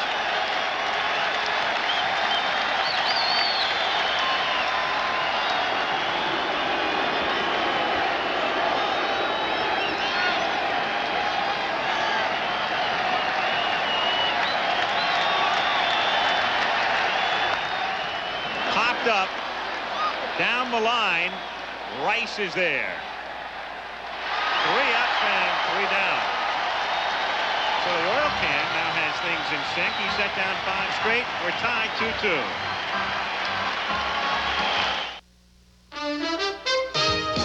This ABC Sports exclusive is being brought to you by Budweiser. Beechwood aged for that clean, crisp taste. This Bud's for you. Scoring quickly, Jones with a walk in the first, and then Jackson and DeCense with runs scoring doubles. Boston got even on walks to Boggs and Barrett. They advanced on Buckner's ground out. Passed ball by Boone allowed Boggs to score, and then Rice grounded out, enabling Barrett to score. So we go to the bottom of the 3rd inning. Al Michaels and Jim Palmer with you from Fenway Park in Boston. A 2-2 tie in Game 6. And Spike Owen to lead off. 1-0. It's 2-2, but stick around because McCaskill's working on a no-hitter. 2 runs, 4 hits for California. 2 runs, no hits for the Red Sox. Base hit to center field. We laugh about no-hitters with runs being scored. That's what happened to the Angels this year. Joe Cowley, the night he threw the no-hitter against California, won the game 7-1. Well, trying to get ahead. You throw the spray hitters, the contact hitters, good fastballs, and Owen, who has been up 11 times left-handed with 4 hits after having really an awful time with the Red Sox late in the season, only hitting 143, is having an excellent series. Throw knee high, low and away, and he gets a base hit. You start to wonder, and then it brings up this gentleman who is struggling here, even though Al, he's hit the ball extremely hard. It's a deceiving 5 for 21, a very deceiving 5 for 21 for Boggs. It's over 200 hits 4 times for the Red Sox. The impressive thing is when you hit 357 to win a batting championship, and your batting average lifetime only goes up 1 point. You know you've having a pretty good career. Little squibber up the line. It is a foul ball. Foul ball. Irrelevant at second base. Foul ball is the call. Now again there on a chopper up the line like that, the call belongs to the plate umpire, Garcia, until it passes first base, when it then belongs to Barnett, the first base umpire. Well, Bobby Grich tries to get the ball as quickly as he can, and right here Rich Garcia who has a perfect view, tries to get out from behind the runner, and you can see the ball's about 6 inches foul. Bobby's the type of player that tries to take every edge. Again, here at Fenway, you want to stay out of the big innings, so you'll take any out. Get the ball before it's fair. You know you might get a guy in scoring position, but you have an out. Owen doesn't run. He stole 4 bases this season in 8 attempts. And he takes a conservative lead. The 1-1 pitch is in there, and the count 1-2.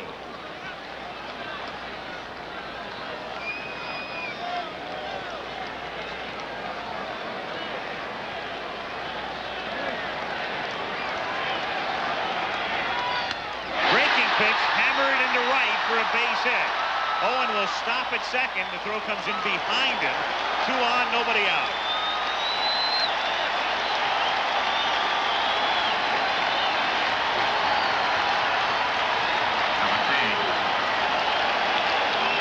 This is a curveball. It's knee high. A little bit too much in the middle of the plate, especially for a guy that's won 3 batting champions. Head down. You can still see it's still down. And rakes it into right field. Nice play by Jones. Charged the ball and set up what I would think would be a sacrifice situation with Marty Barrett. And the Angels have to protect against it. DeCinces calls time so that he makes sure he and McCaskill are together on what they'll do with a bunt. And again, as we've pointed out, in each sacrifice situation for Barrett this season, this is the type of thing he does so well. He led the league in sacrifices with 18.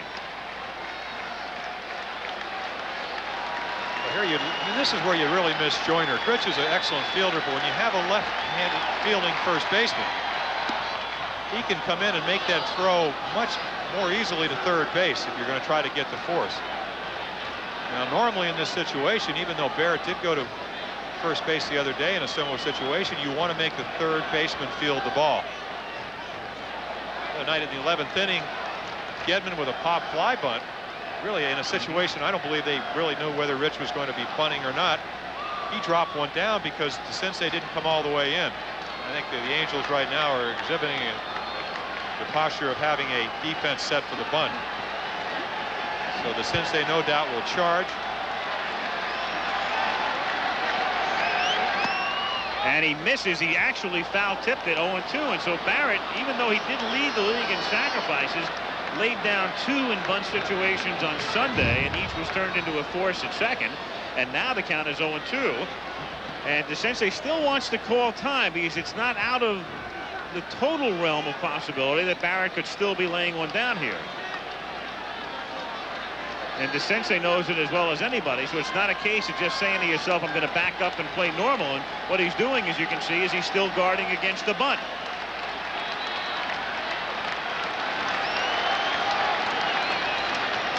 And he's up there to swing away and take slow. 1-2.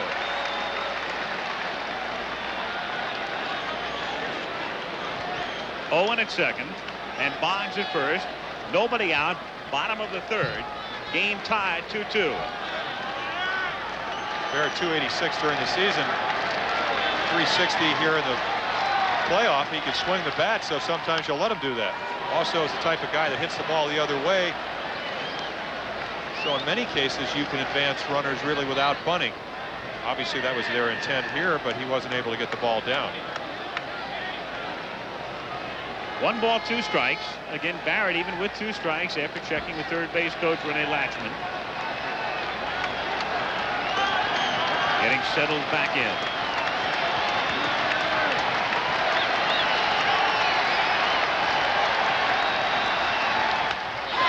Toward the gap in left center, and nobody is there. Owen will score. Boggs will be held. Barrett has a double.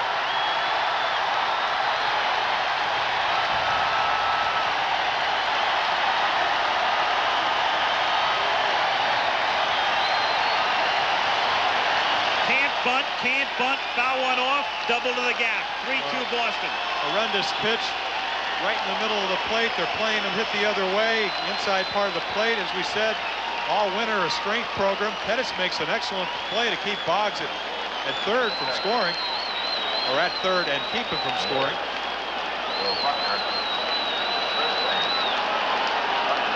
Not a very good pitch with 2 strikes. Really couldn't tell from that high camera position. I'm sure Kirk didn't mean to throw it there, but he did.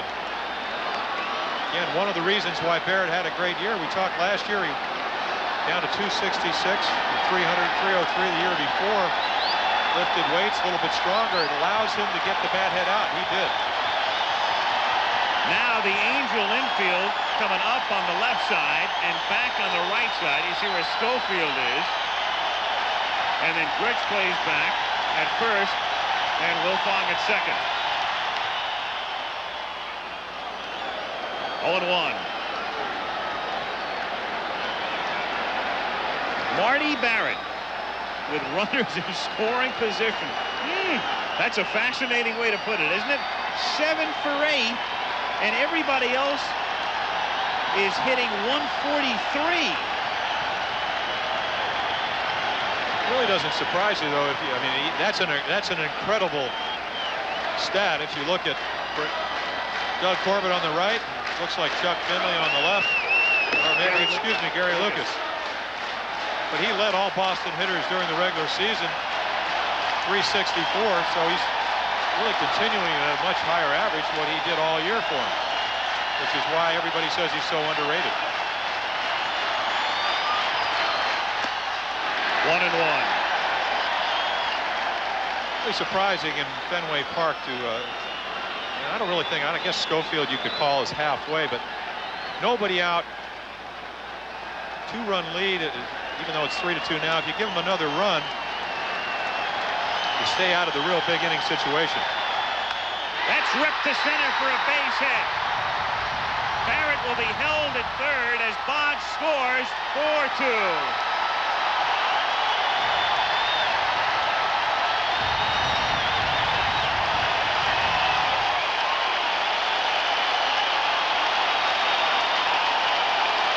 Tries to throw a fastball outside half. Buckner just hits it exactly where he wants to, up the middle. Knows a grounder or get in the run. Pretty much a defensive swing, but something that Bill Buckner has done so well all through his career.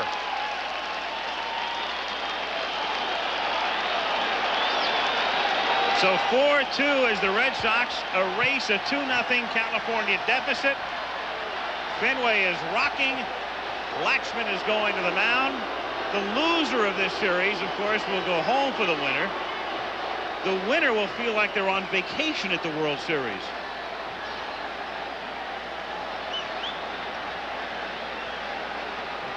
I like Reggie's statement. He said, I like our posture right now, but if we don't win tonight, tomorrow night the pressure's on us.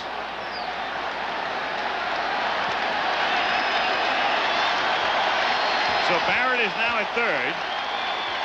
Buckner is at first. Nobody out. Bottom of the third inning. Boston trying to break it open, but it really takes a lot to truly break open a Fenway Park game. Keep that in mind.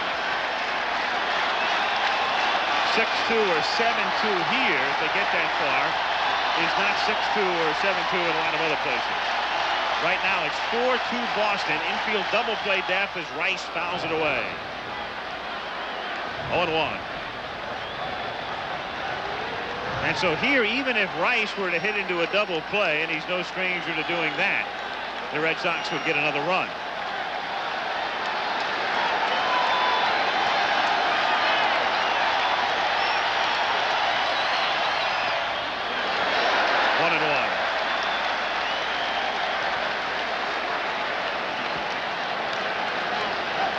That's a subject that's been talked about so often. Last year, Jim hit 291, 27 home runs, 103 or 4 RBIs. Everybody said he had a bad year because he hit into so many double plays. 35. This year, cut down on the swing a little bit. Only 20 home runs, but 110 RBIs, 324 average. And he grounds it to third, and Barrett has to come home on this play and get in the rundown as long as he can, and the Angels do not execute it to the point that the tag is now finally made by Boone. And in a Keystone Cup scenario, the Angels finally get the out, but also, even though it was not exactly what you would put on a videotape and show at a clinic, they did do what they wanted to do and keep the runners at first and second. That's because of Boone. Right here, DeCinces knows, can't get two. This is where the play eventually will turn into a Keystone Pops thing, but he runs him back. Now, good move by Barrett right here. Ducks right underneath him, but still have him going back. The throw in the tag. So 1 out and Baylor the batter, and the scoring is 5-2, 6-5-2. That's another key element of that play, Al, is that Buckner, without any speed, really is only taking one base at a time. So you try to get in a rundown, which is what Marty Barrett did. But you don't want to take yourself with Baylor coming out of a big inning, so Buckner stays at second. 2-0 the count. And in that situation, first and third, and nobody out on the ground at the third, the runner at third has to come home. You have to, because if you don't, the third baseman's liable to go to second for one and back to first for a double play, and then where are you?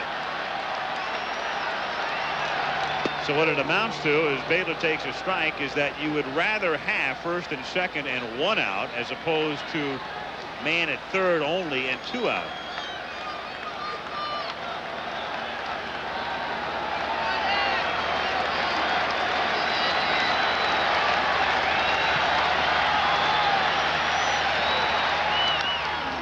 squibbed foul. 2-2.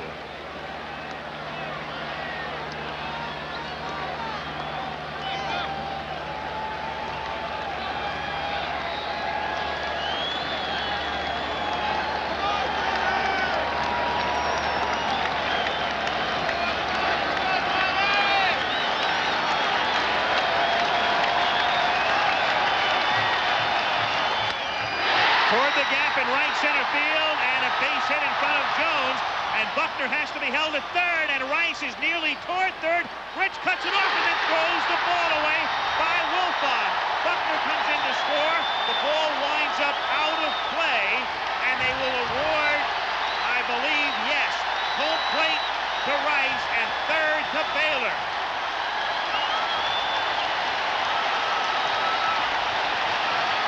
And the Red Sox, as you watch the bullpen, exhorting the crowd. The Red Sox almost ran themselves halfway out of this inning, and then Grich, after cutting it off, throws the ball away. Well, right there you see Billy Buckner holding up because he doesn't know if the ball is going to fall in or not. What sets this play up is that Rice does not look at Buckner. You've got to watch the runner in front of you. Don't see it from this angle, but what's happening is Rice is going back to second. Baylor with a big turn because he thinks it might be a double, and Grich throws the ball away.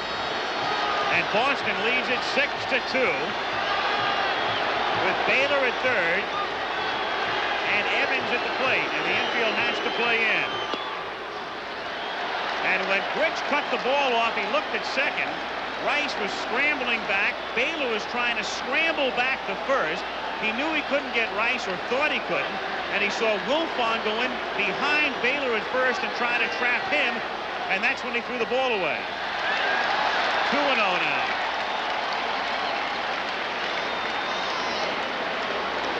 Yeah, we talked about Wally Joyner, left-handed first baseman, would have made that throw a lot easier because he's standing in the right direction.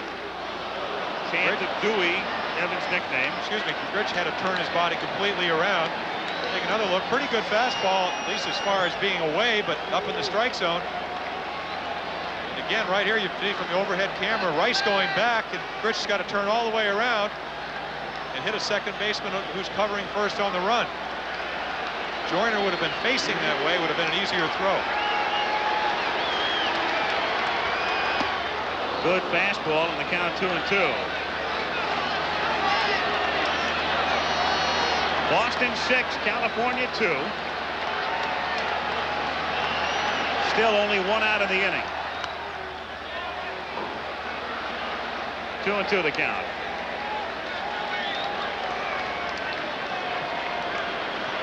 Boy, Grich has really been all over the board in this series.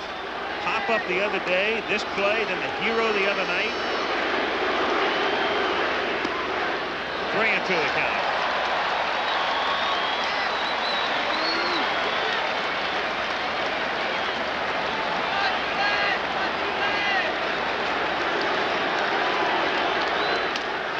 To center field and racing in and not getting there is Pettis. It's a base hit.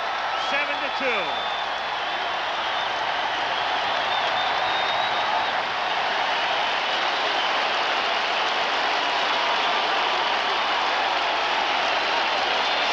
And to the bullpen. Another look from above, not hit very hard. But we said Evans, who's been trying to hit home runs, just trying to make contact, and does. Loops it into center field, adds another run. He wants the lefty, he wants Lucas, and the Red Sox have scored 5 and still only 1 out. Oh boy. I don't blame you. So Boston on top 7-2 in the inning. The Red Sox with a total of 6 hits. And a look at what we'll have for you Saturday: Alabama against Tennessee or Baylor against Texas A&M. And it begins at 3 o'clock Eastern time, our coverage.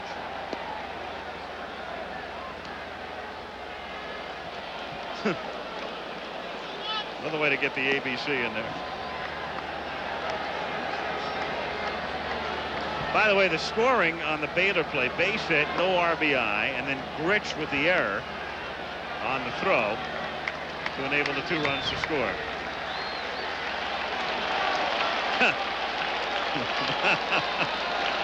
Dwight was pretty good today, wasn't he? Good enough to keep him right in the game, and Carter wins it in extra innings, and the Mets in Houston head to the Dome with New York a game away from the World Series. Meanwhile, here is Gedman, who was hit by Lucas's pitch the other day, and he rips it foul. Boy, is Gedman swinging the bat well. Now, we all know that you believe in miracles because you said it back in the Olympics, but you think that fate plays something to do in baseball? They bring in Lucas to get the one guy out. It's 5-4, going to the 9th inning with a 5-2 lead. And we're looking at right now the confrontation we had last Sunday. 5-4, 2 outs. First pitch hits Gedman right. Really looked like it got him up on the right shoulder. Lucas had not hit a batter since May 3rd of 1982. 322 innings. And we're talking a short reliever.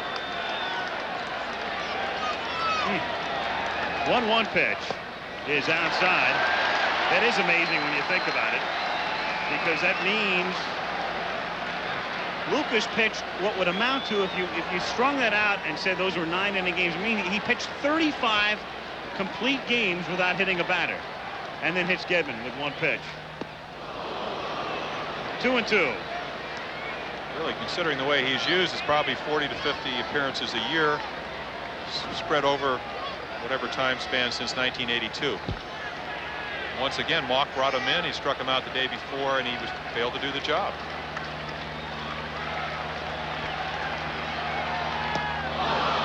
Down goes Gedman. So 1 out, or the second out, as Lucas gets his first out, and they've hit around now as Henderson comes up. A good slider, just breaks away. Gedman tries to go down and get it and can't. And that's one of the pitches that Lucas makes him effective, is that slider away to lefties. A little bit of a split-fingered fastball, and a fastball that just tails away from right-handers. Henderson at the plate.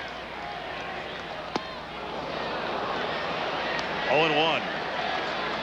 Mauch with choices tonight. He can go to Lucas as he has. He's got the other lefty, Finley, down there. He's got Rule, the righty. We talked about Corbett before, and you tend to think that Corbett could be their closer right now with Moore's ailing shoulder. Popped up. And Lucas will get him out of the rest of the inning, but a lot of damage was done. 9 men come to the plate. The Red Sox get 5, and after 3, 7-2 Boston.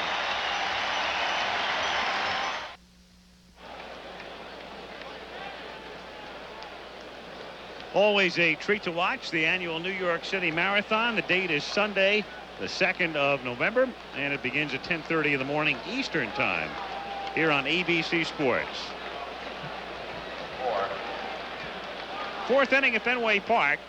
Boston on top 7-2, and Oil Can Boyd, having settled down after a 44-pitch first inning, goes to work on Grich, Wilfong, and Boone. Bobby was hit by a pitch in the first. 1-1.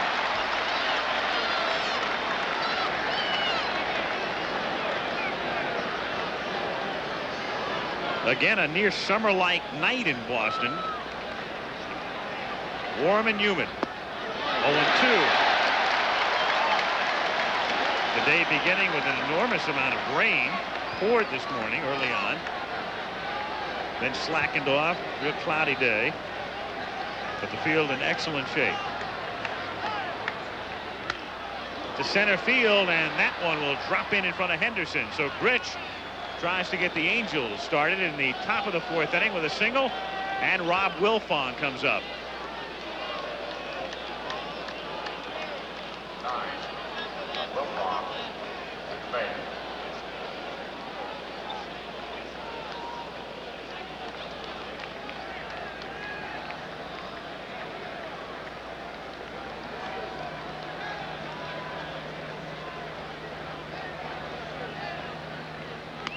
Lays down a bunt, bunting for a hit, and it's a good bunt. Boyd fields, and no throw, not in time at first base, as Rich advances to second, and safe at first is Wilfong. So Wilfong, and you're not sacrificing here, not when you're down by 5, you're bunting for a hit, the element of surprise, and he lays down a beauty.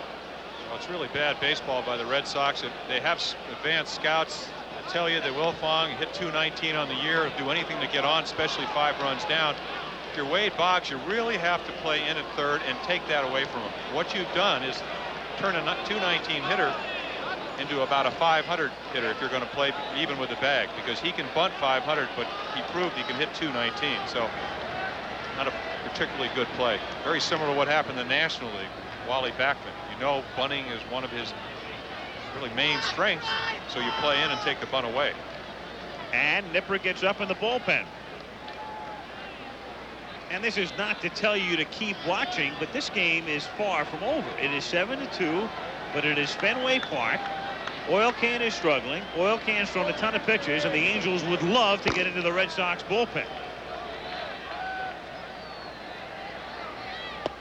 And Boone trying to keep them honest, and the reason he did that is the Red Sox are almost playing normally aligned, and now Boggs has to come up at third.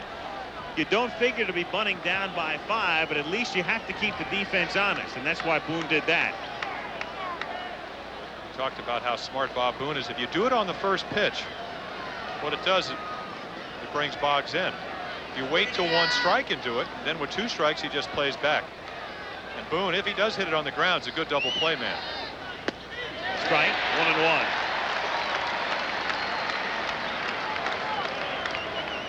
Talking about being a good double play man, of course you're talking about that he does not have a lot of speed. If he hits the ball on the ground and it's one of the infielders, it's going to be a double play. You're talking good for the defense. Yes. Well, in baseball vernacular, good double play man means that. I know you know that. Absolutely. 1 and 2.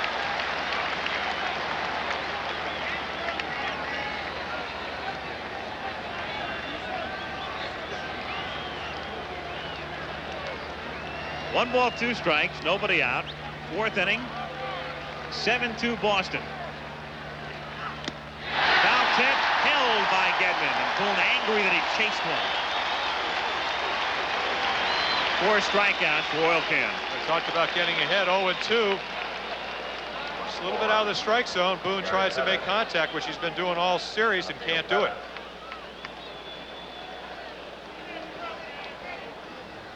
Now Pettis, who is 9 for 19 in this series.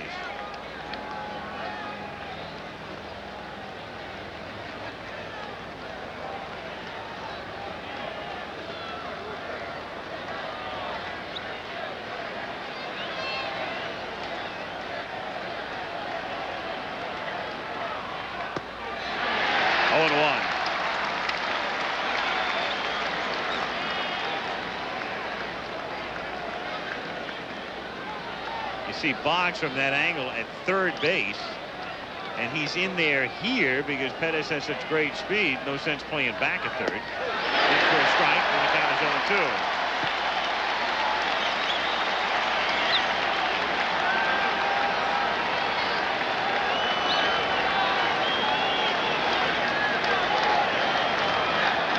0-2. Rich off to his lead at second, and Wilfong away from first.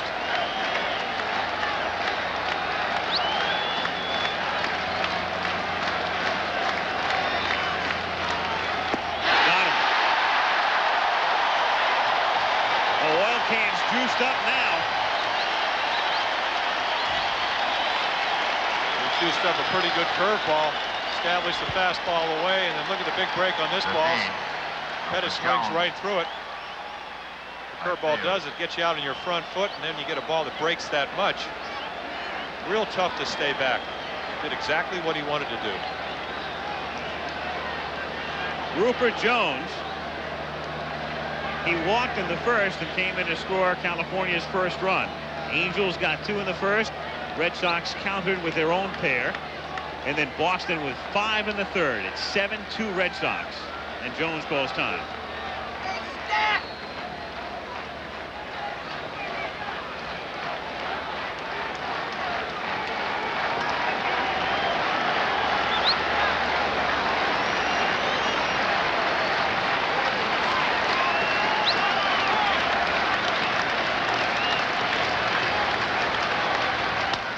Hit down the line in right field, dropping in a hurry, but Evans makes the catch on the run. It was deceiving when it left the bat, and Dwight had to run the great circle route. But he got there, and Dewey, Dewey, Dewey is the chant as Jones and the Angels squander a good opportunity in the top of the 4th inning. This is how you win 8 Gold Gloves. Make all the plays you get to, and he makes it right there. 7-2 Boston.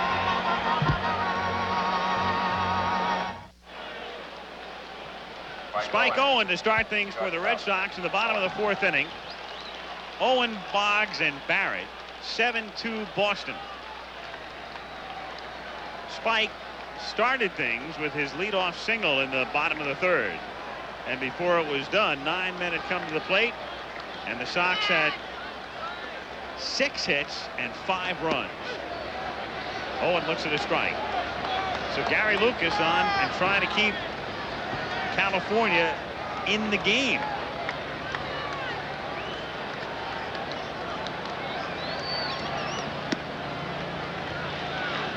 One and one. Interesting to see with a 7-2 deficit how long Gene Mauch will go with Lucas. Normally the left-handed short man. You do have to play game 7. You would think you'd like to have him ready, especially with Donnie Moore somewhat questionable. I'm sure he's out in the bullpen and will be, but he has had shoulder problems which have been well documented all season long. I would think, and Mauch knows it, and Mauch has to manage right now, and he knows it better than anybody. He's going to manage tomorrow night's game as well as tonight at this point. And I'm sure he thinks he could still bring Lucas back for maybe one batter as it's hit sharply into center field for a base hit. So Owen singles up the middle, and Boggs comes to the plate. If we do go to a game 7 tomorrow night, and as you look at the scoring summary here, 2-0 Cal in the 1st inning, and then Boston tying it, and then the 5-run rally in the 3rd. If we do go to a 7th game tomorrow night, it's Clemens against Candelaria for starters. And then, of course, in a game 7, everybody's in the bullpen. Don Sutton will be out there tomorrow if necessary. Mike Witt could probably give you a couple of batters or an inning.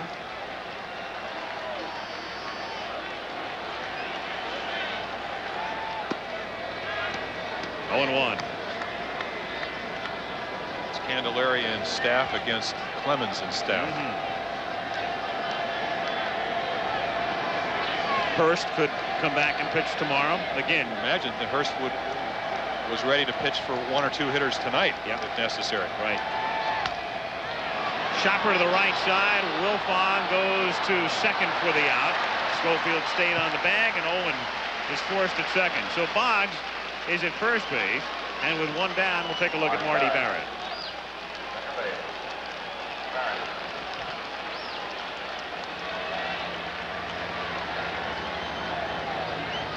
Marty Barrett having a great series. Strained his neck a little bit at home today.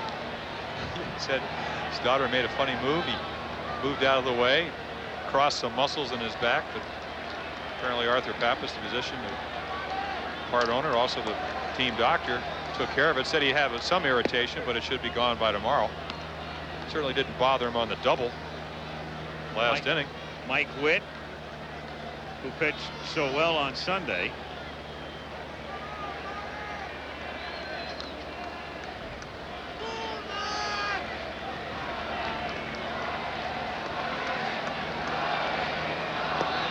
One and one. That was an interesting move. Just another of those little things that happened on Sunday. And I find it hard, and I know Reggie talked about it before the game, and the Angels to a man really feel the same way. You find it very hard to fault Mauch. Mauch did exactly what he thought would work out. It didn't work out by going to the bullpen. It's funny, Doug Krikorian of the LA Herald Examiner made an interesting point in a column yesterday as it's lifted in the air to shallow right field, and that drops for a base hit and almost a force at second. Runners at first and second, and Barrett has another hit, and Buckner comes to the plate. The point of the column was that the crowd at that point had to factor into it too. And if you leave Witt in there, maybe the momentum and Witt's momentum and the fact Witt wasn't tired would have carried him through Gedman. Except the same crowd had seen him give up a home run, a rocket off the left center field fence, and then another rocket to right field. And as a manager, what you have to do is get the right people in there when they're supposed to be. And Gene Mauch did that, and his players didn't come through. I think Mauch did the right thing. I thought it was a good. Well, he didn't do the right thing, but what he did was, you know exactly, what I'm saying. Exactly. Yeah. I thought it was something that I hadn't thought about beforehand. The fact that it took the crowd sort of out of the game with the pitching changes, because they had to go to the bullpen, and then you had speaking of the bullpen, there's Corbett, who is not in a closing posture at the moment, more like the long man. But it took the crowd a little bit out, and then in again, and then out again, and in again, because Lucas came in, and that took about 2.5 minutes, and then he hit Gedman, and then another 2.5 minutes when Moore came in. And then you all know what happened with Henderson. But one of those things, as we go back to Sunday's game, with Boggs at second and Barrett at first, so many things to talk about. I mean, just go back to the early part of the game on Sunday.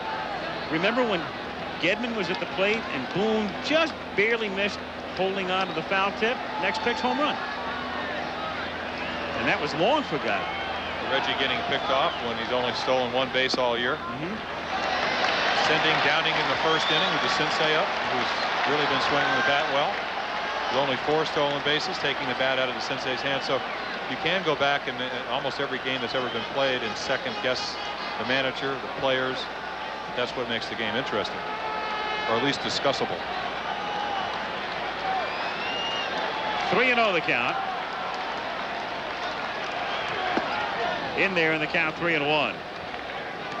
I'm sure, and of course I hate to speak for the Angels, but having played and almost gotten there but not quite doing it, I'm sure over the last 48 hours, somewhere in the back recesses of their mind, somewhere almost every Angels wistfully said we were only 1 strike away from it, and they were.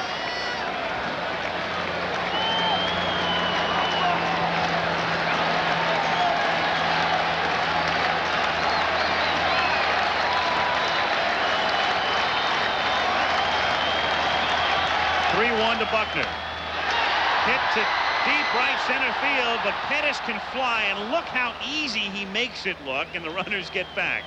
That's a drive if you sit in the ballpark, and sometimes television can't really do a drive like that justice. When you're in the park, it looks like it's in the gap, and then the next thing you know, Pettis just makes it a routine put out. I mean, real routine. Well, the ball even hooks, because Buckner slapped the last time a single to center. This time he hooks it into right center, but Pettis, again, very good defensive outfielder, won a Gold Glove last year, is playing over in right center, gets a great jump on the ball. And I think the interesting thing about having pitched with Paul Blair in center field is that as a pitcher, the minute you throw that pitch, you turn around and you never ever see a guy on the move. He's already made that first move. Meanwhile, Corbett's coming in from the pen, and we'll be back in a moment. Doug Corbett comes in. It's his 3rd appearance in this series, and it's the 3rd time he's been brought in to face Rice. And when he was brought in to face Rice in game 2, Rice took him into the seats. 2 on, 2 out, as Rice hits a ground ball to short, and Schofield goes to Wilfong for the force. So the Red Sox squander a couple of singles. It's still 7-2 Boston as we go to the top of the 5th. So California still leads in the series, but right now I think Boston leads emotionally. They certainly do, and of course it should be an interesting game if it does go to 7. You have Clemens against Candelaria, and both staffs totally involved. The second times Clemens comes back with only 3 days rest, 134 pitches this second start here in the series the other night, pitched extremely well, didn't get the win. Left with a 3-1 lead, a couple of guys on. Rice lost a ball in the lights or misplayed a ball, whatever the end result was, tied up the game. But Reggie really, he said it early on tonight. He said, look, the pressure's on them, Boston, tonight, but it would be on us, California, tomorrow night. 2-1.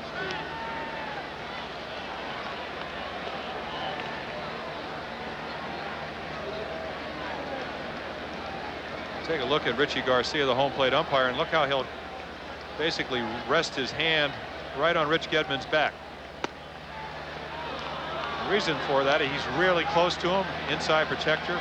American League has gone to that. All the umpires use the inside protector now instead of that big bubble they used to call it. So you really want to work with the catcher. A lot of catchers will complain sometimes that that hand will impede them when they turn to try to get back for a foul ball. But an umpire, of course, the minute he sees contact, he tries to move out of the way. Can't always do it, of course.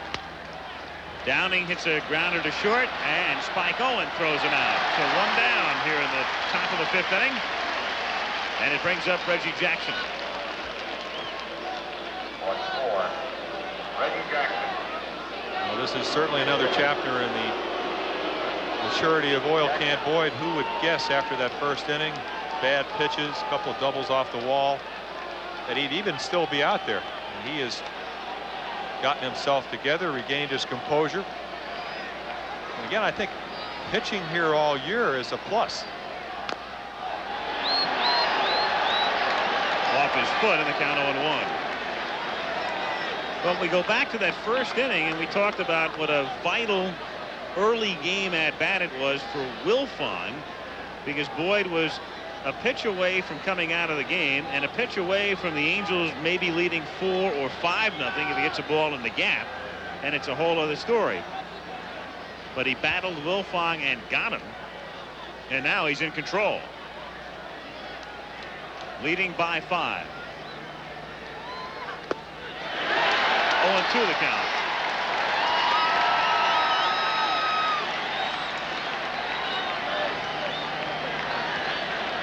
Boston has been able to take Reggie right out of the series by making great pitches, trying to pitch him up in the strike zone, stayed away from his power, which is down. Don't see that swing very often from Reggie Jackson, a defensive hack. No balls, 2 strikes the count. 1 out, bases empty in the 5th inning. 7-2 Boston. Reggie said it best. He said, they're going to pitch me up if I swing at it. I'm not going to hit well, and he's been doing that. They've been making good pitches. 1-2. Saying you're going to pitch Reggie Jackson up in the strike zone is a lot different than being able to do that.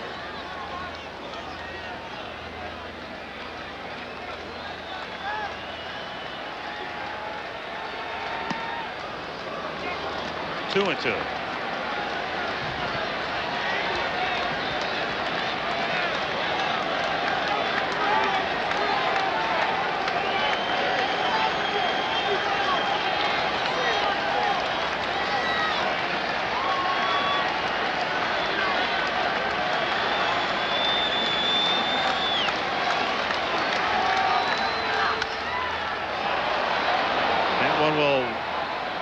Its way back into the seats. Still 2-2. 1 out and the base is empty in the 5th inning at Fenway Park. Oil Can Boyd and the Boston Red Sox trying to force a game 7 on top 7-2.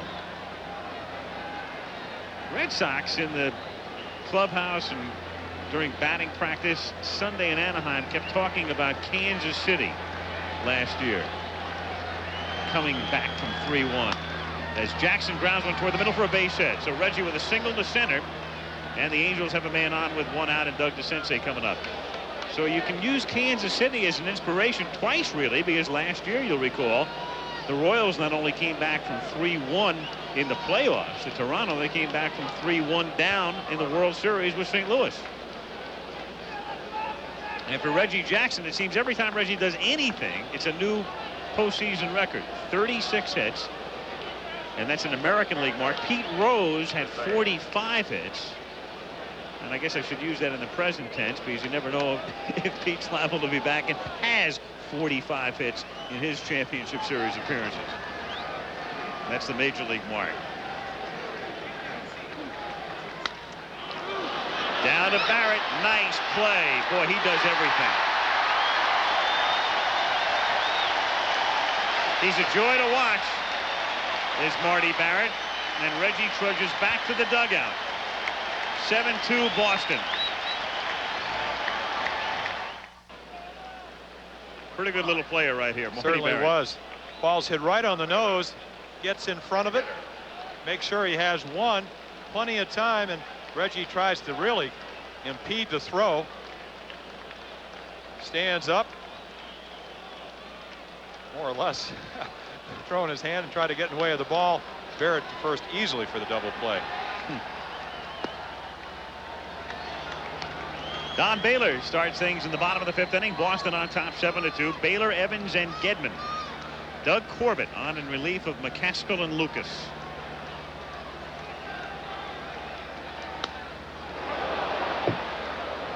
One and one.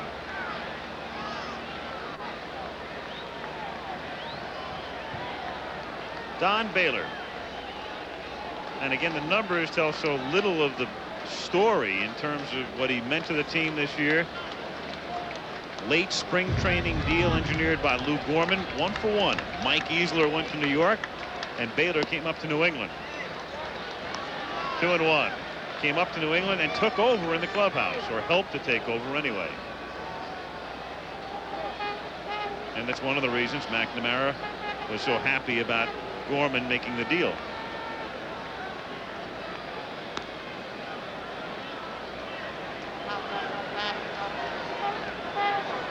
.31 home runs, chipped in with 13 game-winning base hits. So not only a great influence off the field, but on the field. 2-2. And he's a guy who's played on winning teams, but he still hasn't made it to the series yet. I think you can directly attribute that to Don. I'm sure you're not, but similar to Reggie, wherever he goes, most of the teams win. Ripped foul. Look out. Ball skipping back up. 2-2. Baylor has been in 4 league championship series, but never to the World Series. And Bobby Grich would be the same on the other side. So somebody will get off the schneid.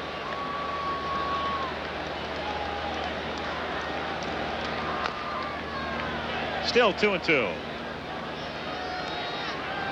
Bobby Grich and Don Baylor, former teammates at Rochester. Then up to Baltimore, roomed together. And then in California.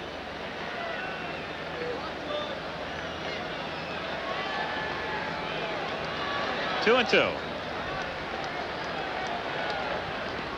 And he gets hit. And again, nothing new. 35 times this season. All-time American League career leader. Saw him get hit to start the winning rally, but he'd rather get hit above the waist. But when you take it in the thigh or just above the right knee, or at least that seems where it looked like, then you affect his running skills.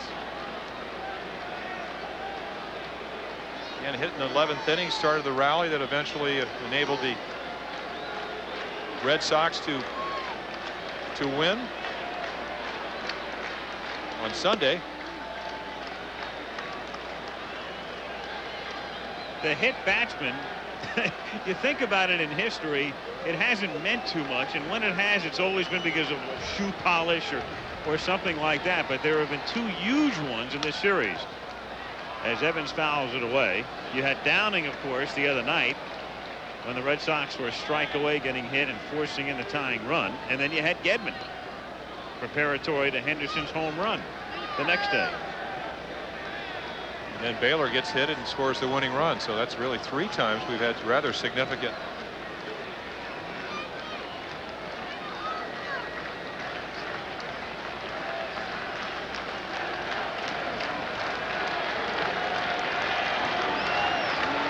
One and one to count as Evans fouls it away, and the count 1-2. 7 runs, 8 hits, and no errors for Boston. 2 runs, 7 hits, and 1 error for California, with nobody out in the bottom of the 5th inning.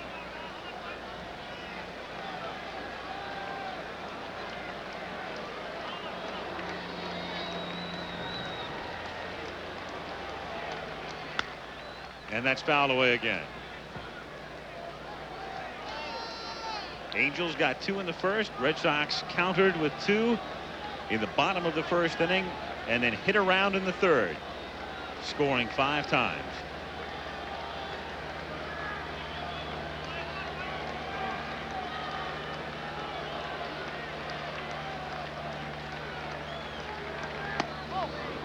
Two and 2.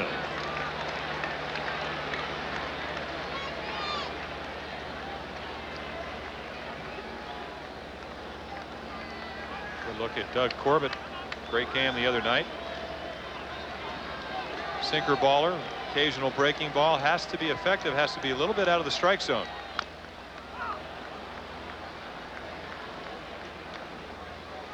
Sinker that starts at the knees, just ends up a little bit lower.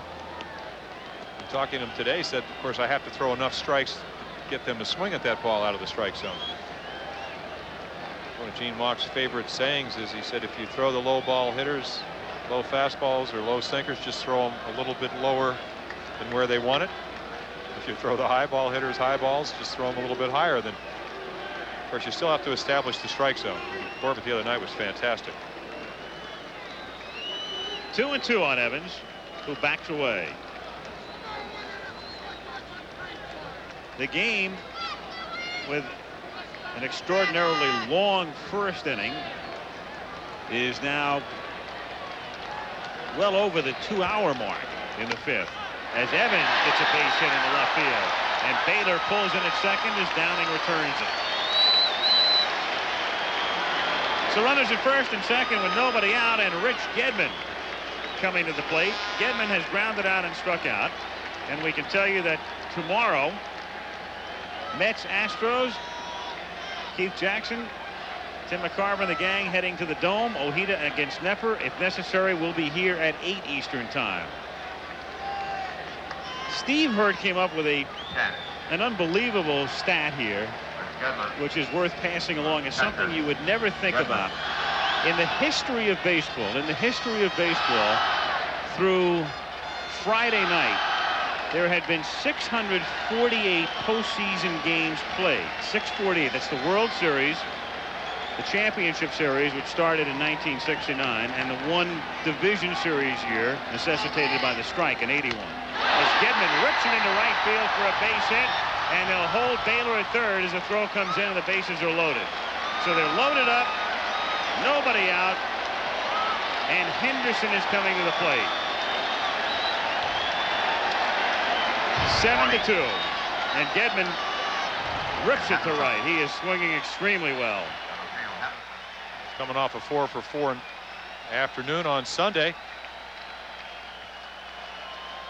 Right. Can you continue with Steve Hurt's stat? As we look at the throw, that's exactly where I was going. I'm not going to leave you high and dry. In those 648 games, no team had ever taken a lead of more than 2 runs into the 9th inning and lost. Never. And then it happened Saturday night, and it happened Sunday afternoon in Anaheim within 24 hours.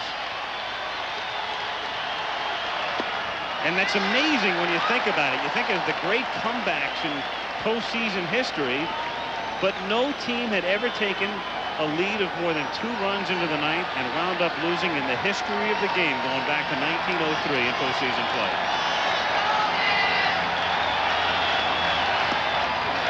2-0 the count.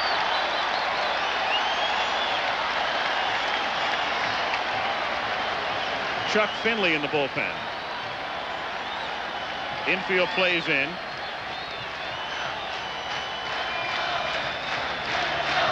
Football-like chant.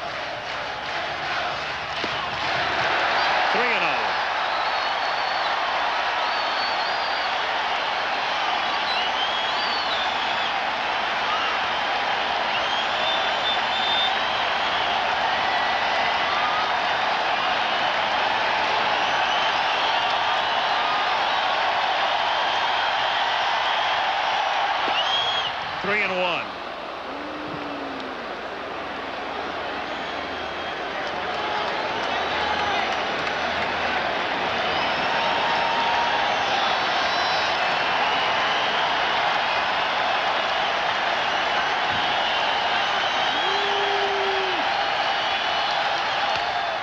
Shattered bat, picked at third base, but a run scores. And DeCinces thinking about 2 at one point and then having to settle for 1. Already a couple of errors on the year, or in the series, excuse me, right there, kind of looking where the runners are. Knows he can have the double play if he picks the ball up, but unable to do it. Again, when you're trailing 7-2, not to make an excuse, because that should have been a double play, you don't want the run to score, so you want to try to tag third and maybe see if you have a shot at home. It's simply scored as a ground out and an RBI. There's no error on a play like that because you can never, or the official scorer can never assume a double play. That's in the scoring rules, in there for a strike. So what may look as an error to some is not only because of the rules. Gedman and Henderson, the runners at first and second with 1 out in the bottom of the 5th inning. It's 8-2 Boston.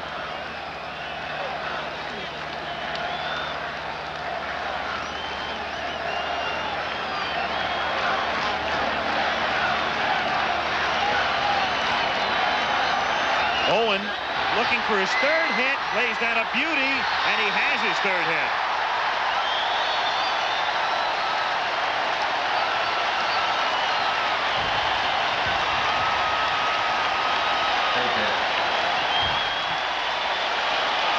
A base hit, 11 hits now for the Sox.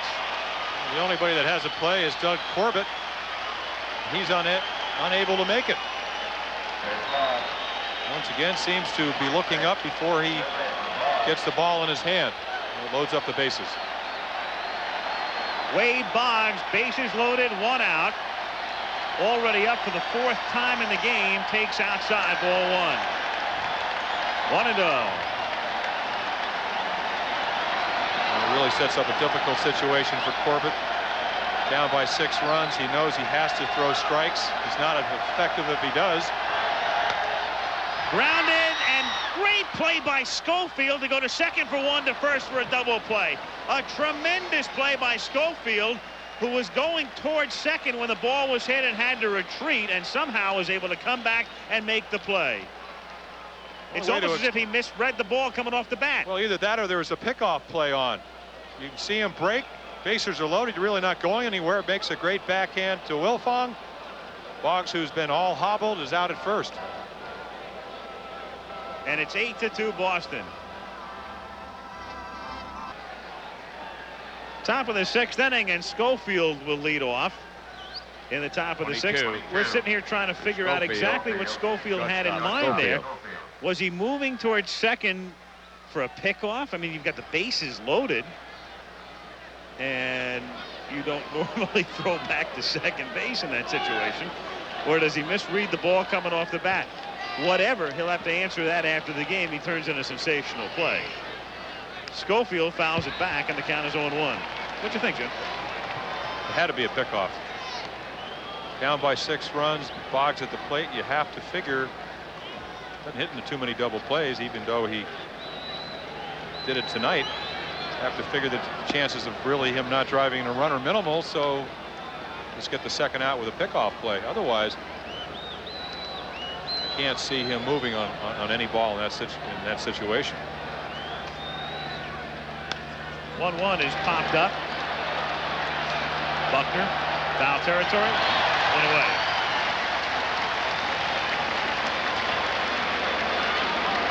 That would be a good little play. Pick the guy off at second when the bases loaded. That'd be great.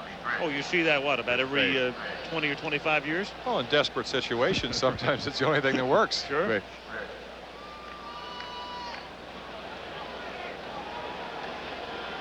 Rich hit by a pitch and singled.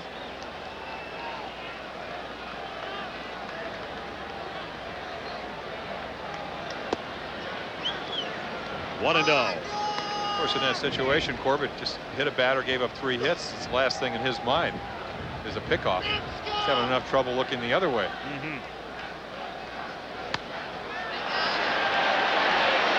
Gedman is underneath it, and now he comes into fair ground, and Boyd, who was just an innocent onlooker. I mean, he was a bystander until the end. Well, he hung around the neighborhood, though, long enough to be in position to catch it. Again, it's a pitcher's dream. When you shag, you like to catch fly balls, but only if necessary. And right here, Boggs thinks that Gedman's going to catch it, and Oil Can says routine. Wilfong, second base. That has happened to me a couple of times, and the scariest thing is that when you shag, it's a little bit different angle than standing right around home plate, and a lot of times the ball will get up over the lights. Wilfong rips it to right field, a base hit. So Wilfong with a single to right, following a bunt single, and he's 2 for 3, and it brings up Bob Boone.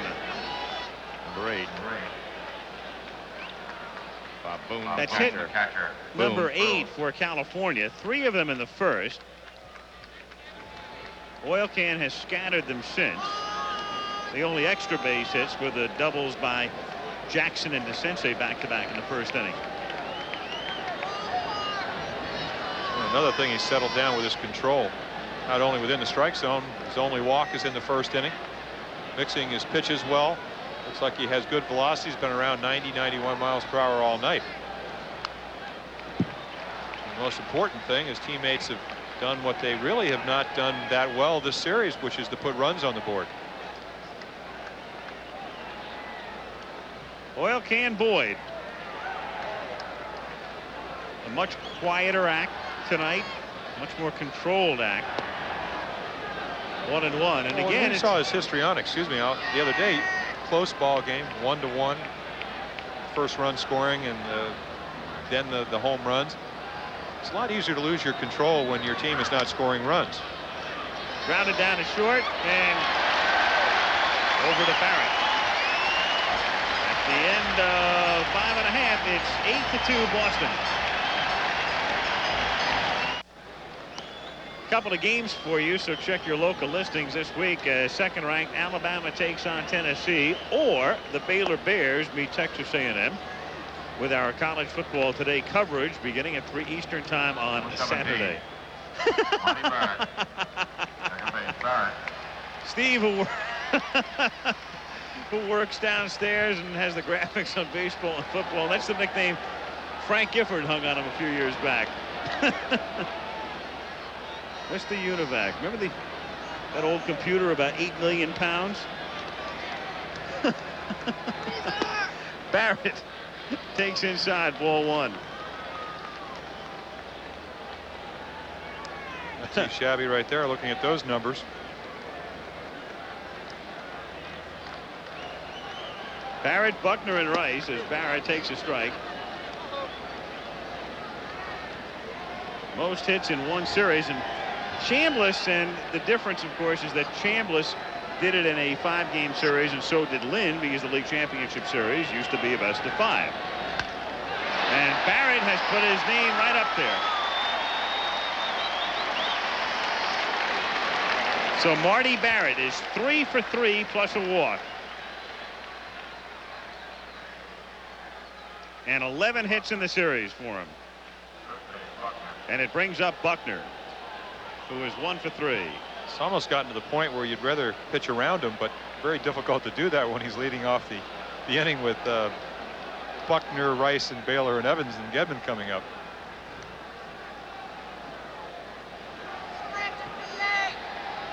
Normally when you pitch against the Red Sox, you go through the lineup and you say, this is the one guy in the lineup I don't want to beat you. I might pick out Barrett's name. 1-0.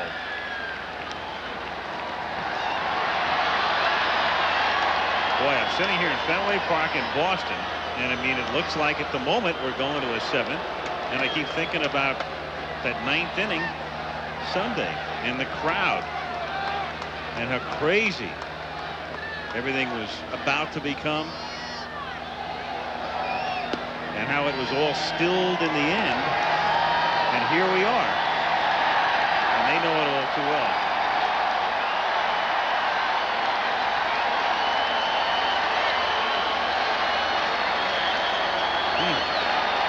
A little pan down the Angel bench spoke volumes.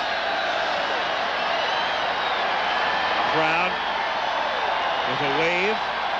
You're in a very happy mood when your team leads by 6. Well, something you pointed out is true only if the pitcher allows another team back in the game. And 8-2 is not a safe lead in Fenway, but it is if Boyd keeps throwing strikes and the stuff that he has.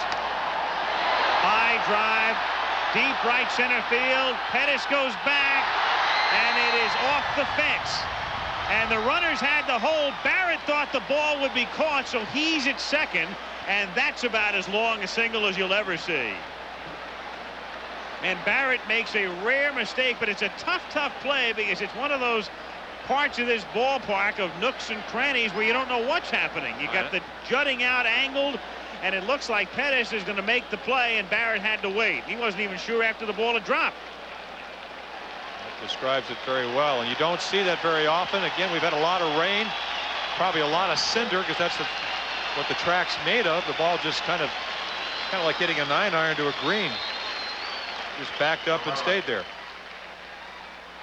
Meanwhile, Buckner comes out of the game, and Dave Stapleton will run for him and stay in the game at first base. In for a strike to Jim Rice, and the count is 0-1. It's almost like he went back to first to tag up, which you'll do sometimes when you think that the outfielder is going to catch the ball. And it didn't look like the ball was going to be caught off the bat, but Pettis is having such a great defensive series that I think it might have fooled Marty Barrett. And your inclination is when Pettis is even in the neighborhood, you think he's going to make the catch. First and second, nobody out.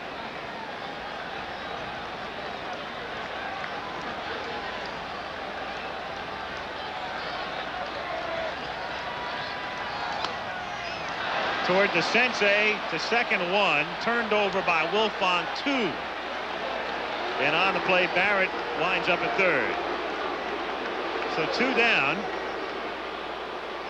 and a little bit of a salute there, a -1 for Rice. Not much, but enough fans here. Enough to notice if you're Mr. Rice. Exactly. You're Jim Rice, and that's amazing. I mean, really a incredible year. Similar to what happened in California. I think fans are disappointed. They booed Donnie Moore, 52 saves. Nobody wanted him to throw the two-run home run to lose the ball game. And when he comes off, they give him a boo. And his shoulder's killing him. 3/4 zone shots, and we know that's the game, though.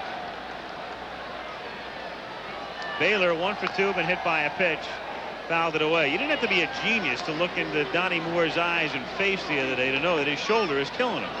And yet he's out there and he wants to pitch, and they need him to pitch. And he gives up the 2 homers, and he stands there after the game and really takes it like a man. Another class act in the clubhouse. Well, the mere fact that Doug ready to Corbett, blew him out of the county. Excuse me, now that Doug Corbett is on the mound tonight indicates to me that if they go to 7 games, which it appears they're going to, that when you need an inning or whatever tomorrow night, they're going to go to Donnie Moore. With 2 days rest. He needs that time between appearances is what it amounts to. Well, Walker made an interesting comment. He said he needs the time, really 3 or 4 days, but he won't have that if they go to 7 games. But then again, his control's off, so it's kind of catch-22. Give him enough rest to get his arm into a situation where he can throw a little better. It affects his control. Of course, the same fans that booed Rice when he hit the double play will be cheering him if he comes up with a big hit tomorrow night. That's just the nature of baseball. All sports.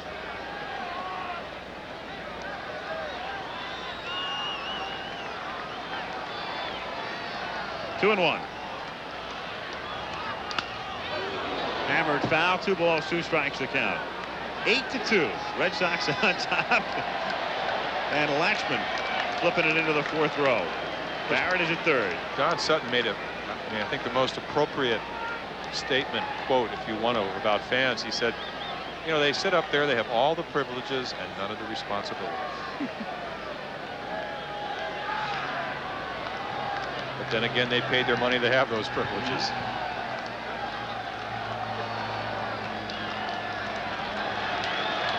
I think the players understand that. You know, it's a little disheartening sometimes when you're trying to do your best and things don't turn out well. 2-2 the count. Got fooled, down he goes, and that's the end of the 6th. 8-2 Boston, and we'll be back at Fenway Park after this word from your local station.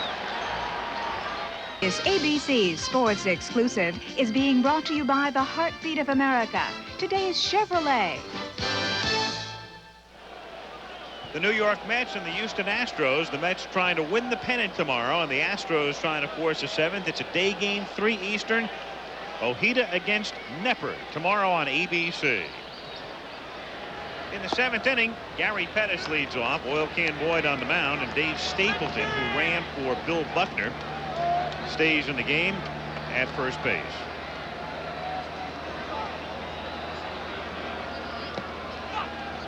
Two and 0 the count. There is Dave, who sent us all back here, made it official at least the other day by catching Brian Downing's pop foul.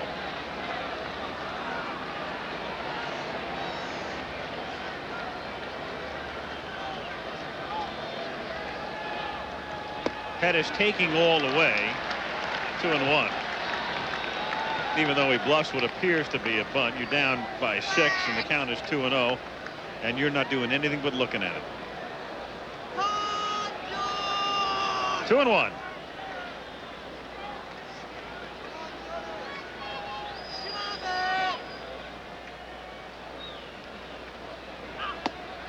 Three and 1. Pretty remarkable performance tonight by Oil Can. Really remarkable when you think about it.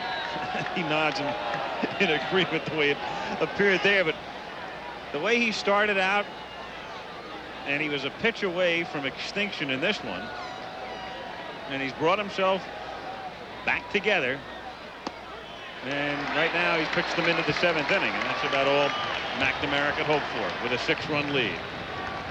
What a tough at bat he had with Wilfong. You talked about the importance. Made about 6 or 7 quality pitches. Wilfong fouled him off and eventually got him to pop up.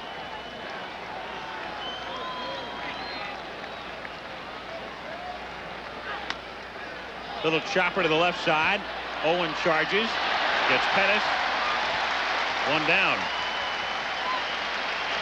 And when you see the score 8-2 the next day or whatever it winds up, and you go, not much of a ball game, but again, you go back to that at bat in the first inning when the Angels had a chance to take a big lead, to get Boyd out of the game, to get deep into Boston's bullpen. And that right now is a big play. He eventually got Wilfong to pop out.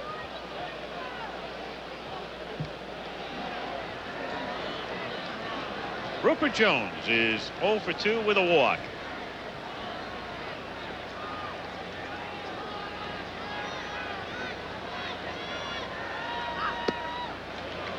Crowd right now is in what you would call a comfortable state. Not much noise, kind of relaxed, savoring the game to this point. They know it's Fenway and all of that, but they still know they lead by 6 as it's ripped toward first and caught by Stapleton for the out. 2 down.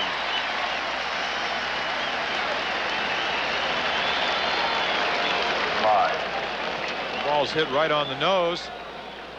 Can is just trying to throw a strike, a luxury you have, as he had to Pettis leading off the inning. When you have a 6-run lead, you don't worry about any one pitch. So if you get behind, you try to throw something over. He was able to do it there. Jones hit it pretty hard, but Sable playing way off the line. You don't have to guard the line.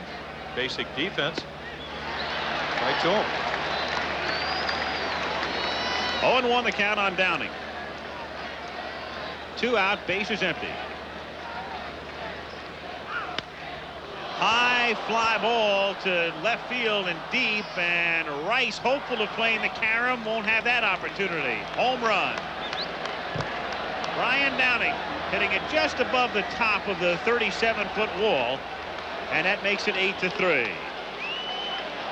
Well, one thing that hurt him all year was the home run. 19 during the regular season on the road, only 13 here in Fenway Park, and Downing just takes a high slider, gets underneath it, doesn't hit it that far, but far enough. Mistake, and he jumped all over it. 8-3 now as Reggie comes up with a single and a double, and he's 2 for 3. Mike Witt in the foreground. Something to watch again. We talked briefly about it. Only 3 days rest for Oil Can Boyd. have to watch him pretty carefully this time of the game. 0-1. It's a decision for John McNamara. If you let him go 7, who do you bring in? Don't want to really use Schiraldi for 2 innings. You'd like to have him fresh for tomorrow night. Stanley pitched fairly well on Sunday afternoon, even though the result did not indicate that. I wouldn't hesitate if I'm McNamara in that situation necessarily to bring in Crawford. I mean, Crawford's confidence has to be sky high right now after the other day. There's Johnny Mack right now. Probably has 5-run lead. Bill Fisher to his left saying, what do you think? Bill Fisher, of course, the pitching coach.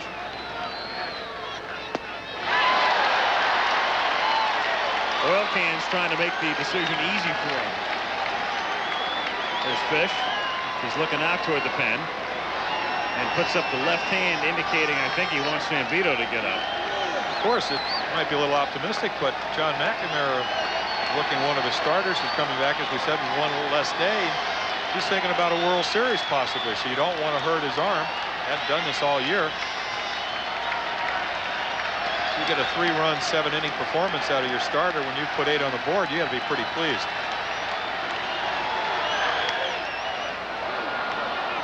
Still 1-2.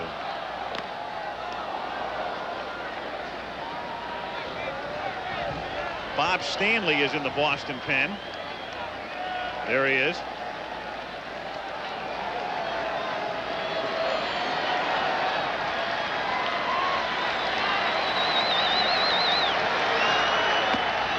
Two and two.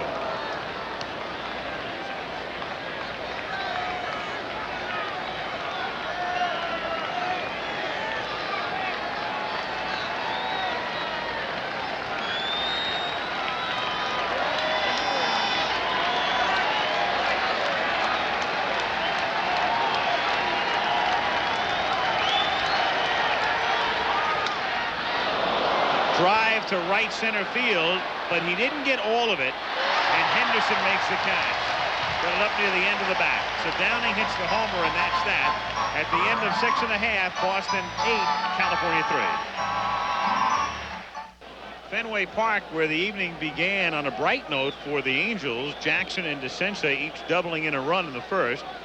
But in the bottom of the inning, a couple of walks got McCaskill in trouble. Boone with a pass ball, allowing 1 run to score, and then Rice with the RBI ground out. And then the big inning for the Sox was the third. Owen started it with a base hit. Boggs had a base hit. Barrett, the key double. Buckner drove in a run. Baylor had a base hit, and then Bobby Grich cutting a ball off and throwing back to first base, threw it away. 2 runs came in to score. Evans drove in another. In the 5th, the Sox added another run, set up when Baylor was hit by a pitch, and then Downing homered into the screen in the 7th. 8-3 as we go to the bottom of the 7th inning.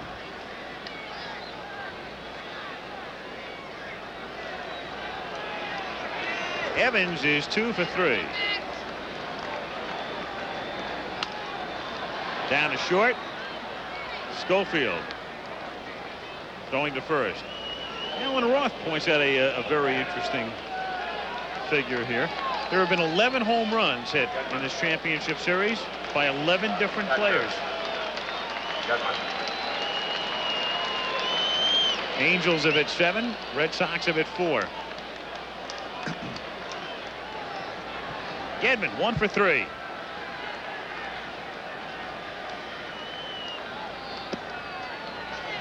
One and 0.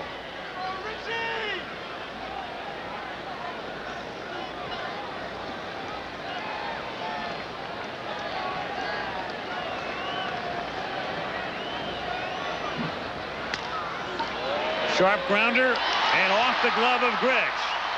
And Gedman is on again. And if that is scored a hit, and it should be, that'll be his 10th hit in this series, and it is.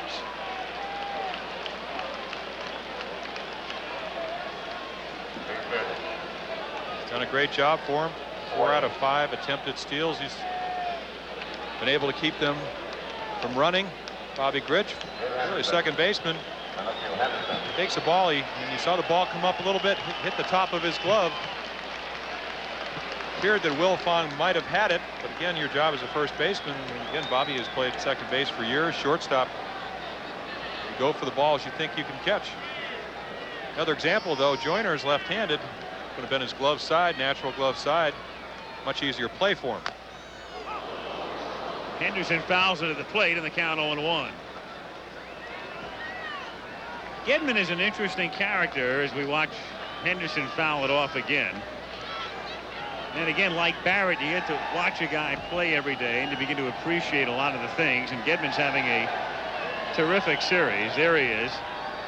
He's as modest as they come. When we do the interviews and you see the inserts that we run throughout the series, and we do them before the series, Gedman sat down, and it was funny the other day. When I did Gedman, he would talk at some length about generic situations or other players or whatever, and then almost not at all about himself.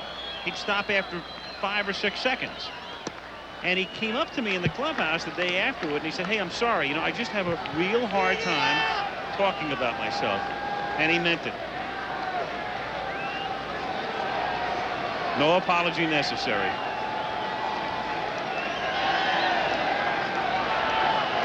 It's also one reason we haven't had too many Gedman interviews here. So we'll do the talking for him. Good ball player. 2-1 the count. There's so many things well. Ball's a good game. Been talking about Boone framing pitches. He really does receive the ball well, throws well, hits with power, which you'd love to have if you're a manager. The only thing he can't do is run well. He can run, just not well. 3-1 the count. He talked very difficult summer, 3 deaths in his family. Bad back most of the year. In fact, Winfield hit him with a foul tip the first week of October, right on the right shoulder.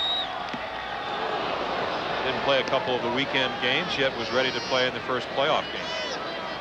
So as all catchers, really you have to be tough, you have to be durable to be a good catcher, and he fits the description. 3-2. 1 out. Of course, if you do remember, the All-Star game has a little bit trouble with a knuckleball. He's not alone. Well, as we said then, if you can't hit it, why should your catcher be able to catch it? Gedman, you mentioned the other day, not even drafted. Grew up nearby in Worcester, Massachusetts. Had a weight problem early on. They talked to him about it. Did the Red Sox, thinking about signing him, said, "You got to lose that weight. You got to take some weight off." And he did. He spent a whole summer working on an ice truck.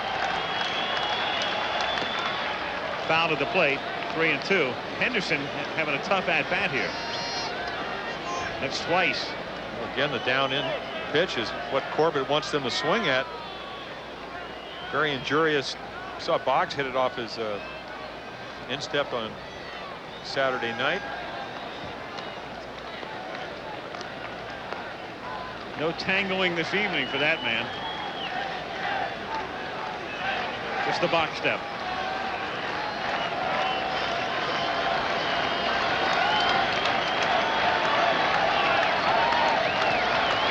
Three and 2 the count.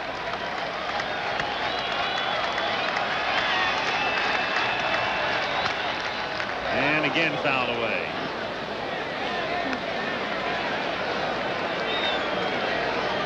Ball 4 again, but the ball starts over the plate.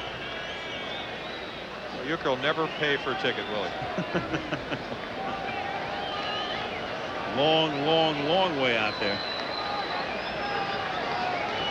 That is deepest, darkest center field.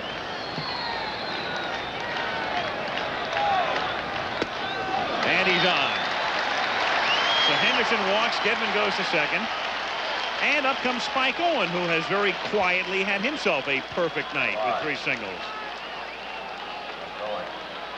A reminder that Nightline will follow your late local news, and the guest tonight will be Secretary of State George Shultz. Ted Koppel will be with the Secretary of State, discussing obviously the recent summit. and President Reagan's briefings at the White House today on Nightline. At the pace of this game, you better give him some coffee so he can stay awake. Owen at the plate. Interesting discussion with Spike Owen. He hits right around 250 or so at Seattle, left-handed and contact hitter. And when he came over here, he really struggled. 143 for about, I think, 43 games. And he said, I don't want to make an excuse, but when you come over a different batting instructor, you try to make adjustments. And Walt Reniak, who's the batting instructor up here in Boston, has his thoughts. Been working with Spike, and it really paid off. Outstanding series for him. Got off to a very shaky start. Looked like he was throwing everything off his back leg.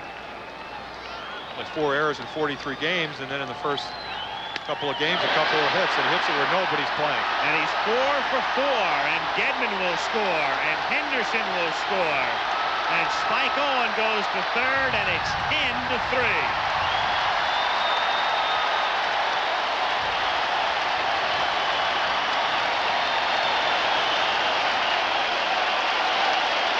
He talked about working with Walt Reniak, that somewhere down the road it would help him and make him a better hitter. Tonight's game is maybe down the road. Sinker in the middle of the plate, playing him around the left field. Pettis gets to it, but into third with a stand-up triple. Latchman to the mound. Latchman to the pen. Finley and Rule are throwing. And the Red Sox break it wide open in the bottom of the 7th inning and lead 10-3. Chuck Finley comes out of the bullpen for California to mop up in the bottom of the 7th inning. Boston ahead by a score of 10-3. And Wade Boggs is the batter. The infield has to play in. Spike Owen with 4 hits tonight. 3 singles and a triple. And Boggs 1 for 3 plus a walk. 1 out of the inning. 10-3 Boston.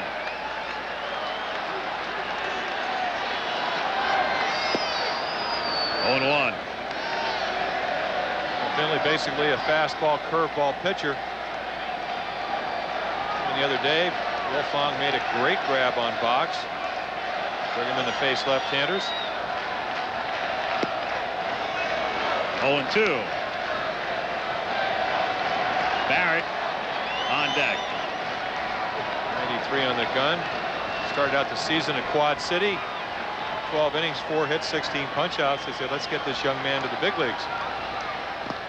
Really did come up when Terry Forster hurt his ankle, sprained his ankle. Northeast Louisiana College. Barrett on deck. Excuse me, Alex, one of these rare young pitchers that seems to have an outstanding arm, but also the ability to throw the ball over the plate, so you can bring them in relief type situations where you have to throw strikes. 2-2 the count. In fact, he threw one right by Bob Boone the other day. He said that, they said, does he have that good of stuff? And he said, well, he has trouble getting the ball on the inside part of the plate, so I sit in. And he said, when I sit in and he throws the ball away, he's got such good stuff, it's hard to catch sometimes. The ball's so lively. So not only good velocity, good movement. 2-2 to Boggs. Hit to short. Nice play by Schofield. And he gets him, and he holds the runner Owen at third, and that will bring up Barrett. Schofield's been playing so well in this series. Only 1 error, and that was base runner Boston threw his hands up. The ball hit off it. Looks at the runner. Comes in and easily throws Boggs out. Marty Barrett. Think of the 2 middle infielders tonight. Barrett and Owen are a collective 7 for 7. 1-0. And they're the quiet guys. Remember, this is the team, and as you can see, he's got some nice company there. This is the team with Rice and Baylor and Evans and Buckner and Boggs. And then you got the 2 little pests who are 7 for 7. go back to the great Oakland teams. Everybody thought that Bando and Jackson and Rudy and those players are the ones that did the damage, but Campaneris and North just both could run. They got on base, then the other guys did their thing, just compounded the problem. In the air to right center field, and of course we're referring to pests lovingly, and they finally get one of them out. Ladies and gentlemen, the Red Couple of Sox runs for the Sox in the 7th. It's 10-3 as we go to the 8th, and we'll be back after this message and a word from your local station. As we come back, you hear the final remnants of a raucous chant, oil can, they want, as Bob Stanley takes over here in the 8th inning. So McNamara got 7 innings out of oil can and 7 good innings, as it turns out. And the way it looks, because of the way the can pitched tonight and some other factors, that's your matchup for Game 7. Candelaria and Clemens. 8th inning, 10-3 Boston. DeCinces, Schofield, and Grich with Bob Stanley out of the pen.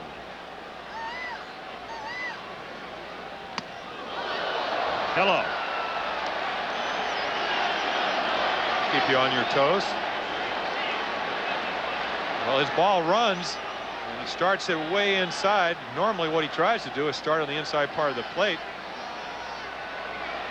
Doug with a little bit of acrobatics.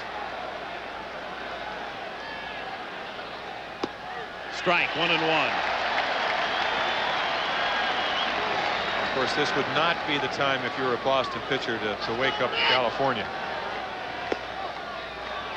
2-1. So many pitchers, instead of throwing to the catcher, have a tendency to throw off the batter, especially a guy like Stanley, whose ball, as we said, runs so much. He'll run a good 6 to 10 inches when he has good stuff.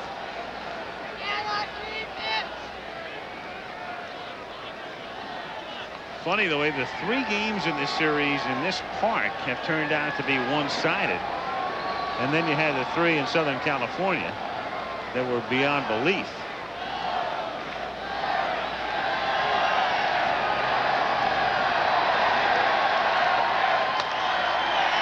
To short, Owen. He guns him down. 1 away in the 8th inning. And Schofield is the batter. Schofield 1 for 3 tonight.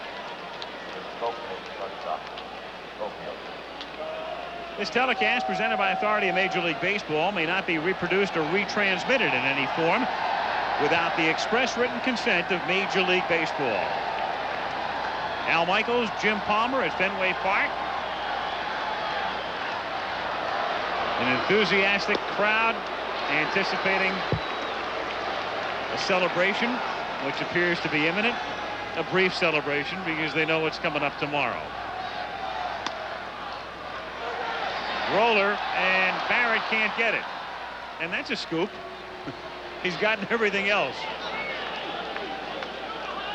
So Schofield singles into right with 1 away, and Bobby Grich comes up. You're right. Everything Barrett's been able to get to, he's been able to catch way up the middle, jams him a little bit, fights it off. You see him straining, just can't get to it into right field for a base hit.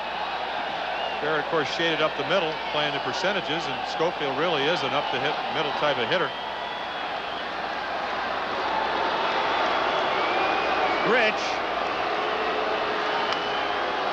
It's a little nubber to third, and that is a fair ball, and he gets him at first base for the out, and down to second goes Schofield. So 2 down, and Rob Wilfong coming up with Schofield now at second. Boggs has made 2 errors, and they've both been on double plays. Here, he knows he can't get the runner at second. Now, this is the call of third base umpire. See Terry Cooney call it fair. Boggs with a long throw. Great angle from that camera viewpoint. Look out. Whew.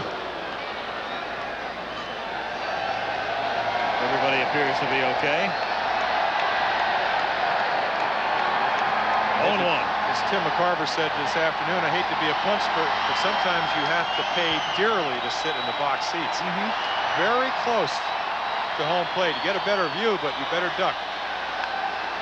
Little scribble. Well, a good rule of thumb, if you don't go to a lot of baseball games and you're sitting in some real good seats just off, let's say, to the right of home plate, when a right-handed batter comes up, look out. And if you're sitting off to the left of home plate, between home and third, watch out for the left-hand batter. And especially watch out if there's a hard-throwing pitcher on the mound. 1-2.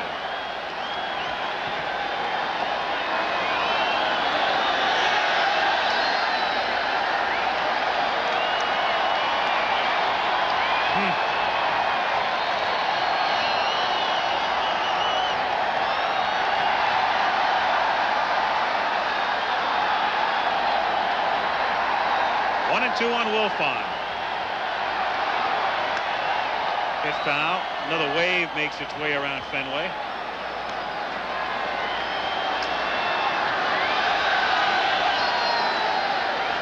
It's late, and it's a one-sided game, but everybody is still here, savoring every moment.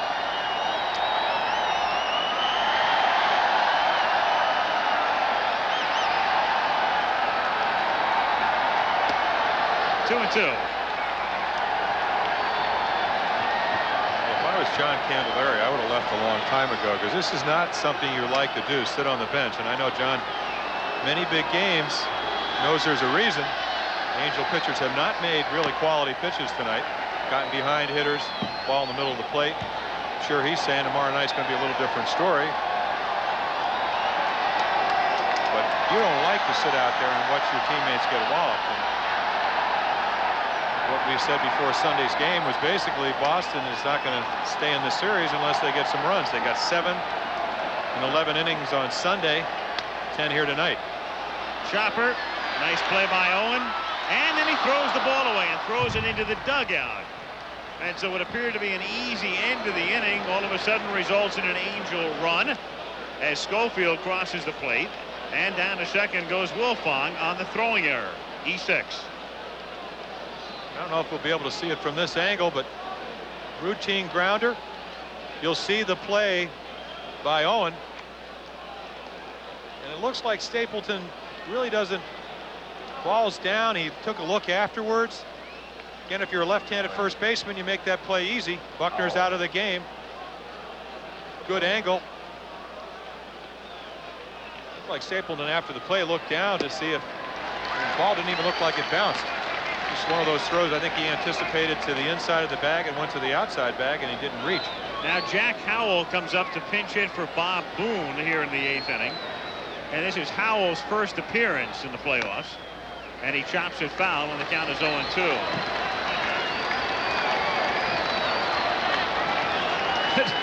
It's ironic that he sets that mark on a night when he goes 4 for 4. A lot of 4s in his present.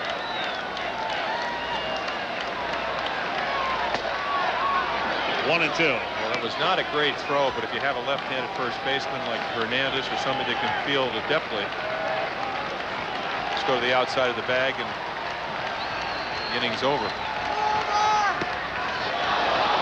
Stanley ready to hop off the mound. 2-2. A little palm ball just running away, and he way outside. Because if you're a pitcher, you want that pitch. And the count now 3-2.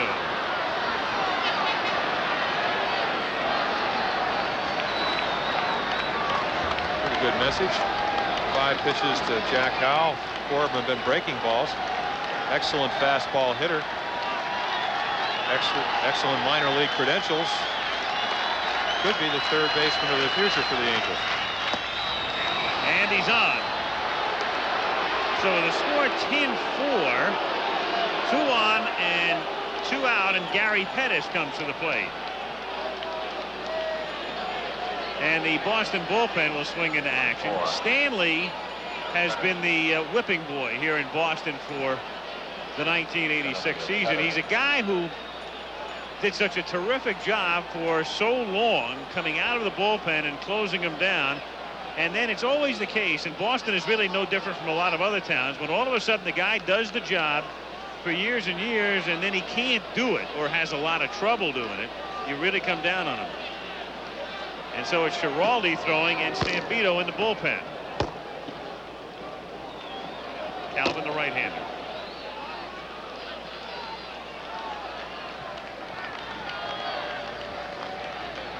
Pettis 1 for 4.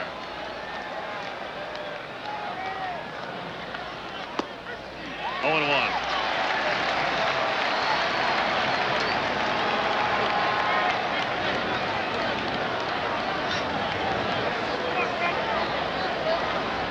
Giraldi throwing in the bullpen right now. It's Fenway Park. If Pettis hits one out, McNamara is no dummy. It would be 10-7. It's more apt that Pettis will hit a single and the next guy will hit one out, and then you're looking at a 10-8 ball game, and that's what John is aware of. He knows to play tomorrow night. He has to win tonight.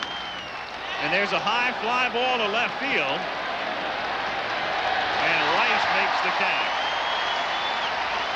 The Angels get an unearned run, and after 7.5, it's 10-4 Boston. We're going to the bottom of the 8th inning with Boston leading California by a score of 10-4. And Marty Barrett to lead off.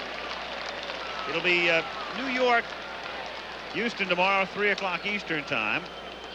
And then game 7 here, assuming the Red Sox get the final 3 outs. Dave Stapleton to lead off, and Jerry Narron is the new catcher.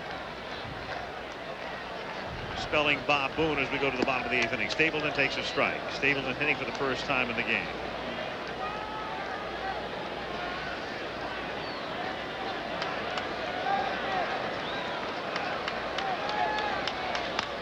Foul away.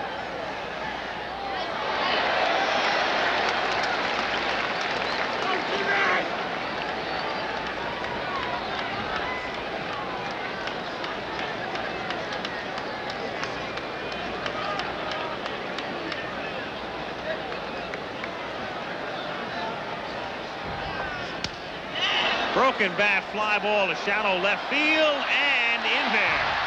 And you don't see too many dunkers at Fenway Park to left field anyway.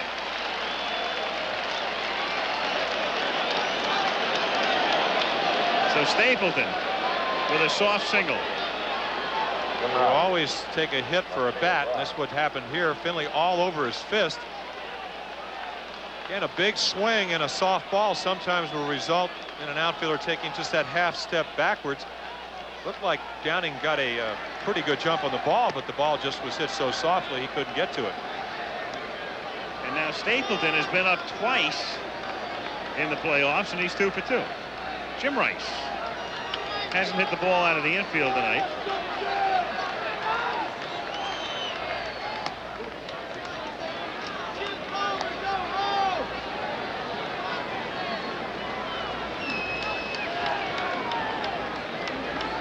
Rice hitting in the bottom of the 8th inning. 10-4 Boston. Chuck Finley missing inside. 2 balls and a strike.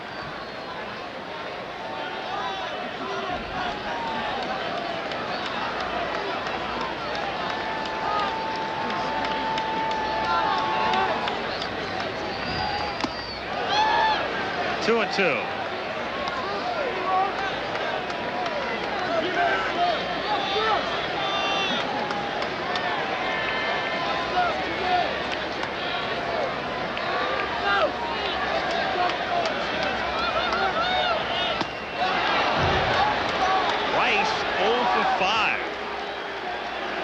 Said he had a good arm and gets behind him 2-1, throws 1 fastball by him, and right here again. Here's my best stuff, try to hit it. Jim was unable to do that. Don Baylor.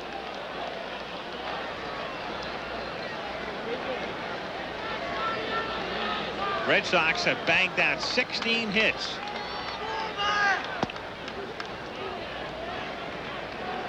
One and oh.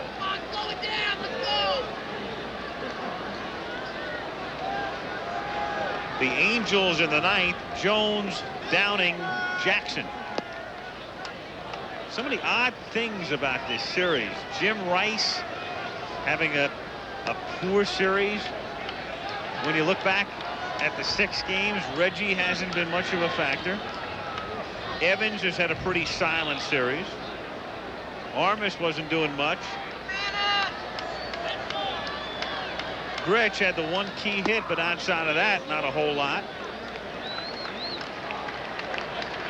Downing, big first night, and has kind of gone along. It's been Gedman and Barrett and the Schofields and the Boones and the Pettises. Funny the way it's working out. Well, also, when they come out here tomorrow, none of that will matter. Yeah, That's the exactly. interesting thing about baseball. The third, the Sensei over to Wilfong and back to first for a double play. Down go the Sox, but they lead 10-4. We go to the ninth. ABC's coverage of the American League Championship Series is being brought to you by the heartbeat of America, today's Chevrolet. By Coors and Coors Light, beers with a difference worth tasting. By McDonald's, it's a good time for the great taste of McDonald's. And by the U.S. Army, a place to be all you can be. Rupert Jones to start things in the ninth inning. Jones, Downing, and Jackson against Stanley, with the Red Sox on top 10-4. Where's the move of what we signed?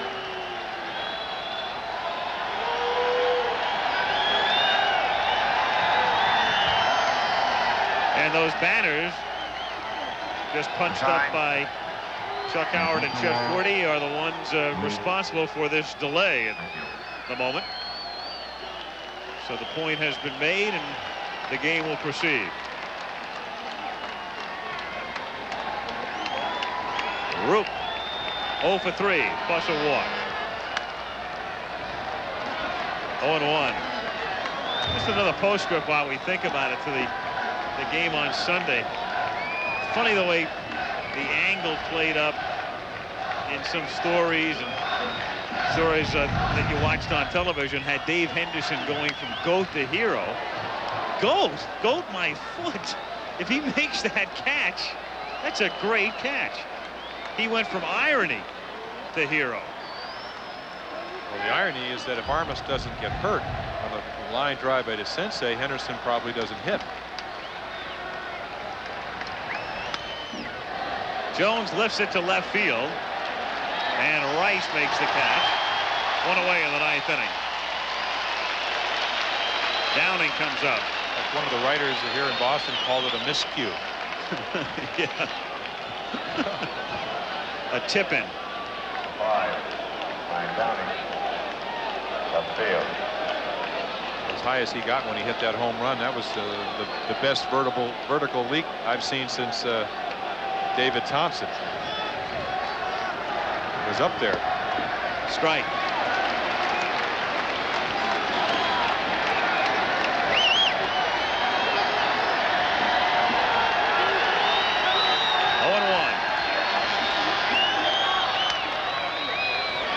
Broken bat, pop-up, great catch by Owen.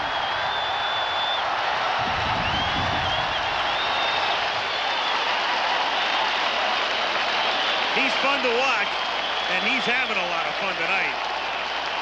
Well, led the American League in total chances. See why? Right there. Ball's not hit very hard, but one of the more difficult plays for a shortstop to make is going back. Reggie is at the plate.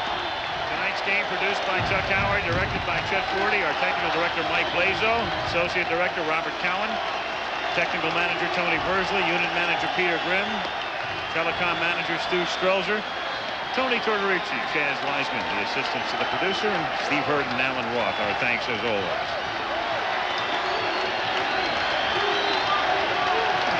2 balls, no strikes, the count on Reggie Jackson.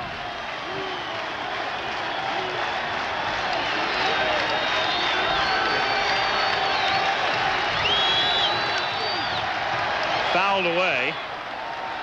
2-1. Reggie, just for a moment before that 2-0 pitch, you saw him step out, and he was looking at Moose Stubing at third, as if to say, was I going to take here? And Moose never gave him a sign, no pun intended, from the other day. It's almost as if Mock is telling and Stubing Jackson, hey, you've been around long enough, you decide for yourself here. 3-1.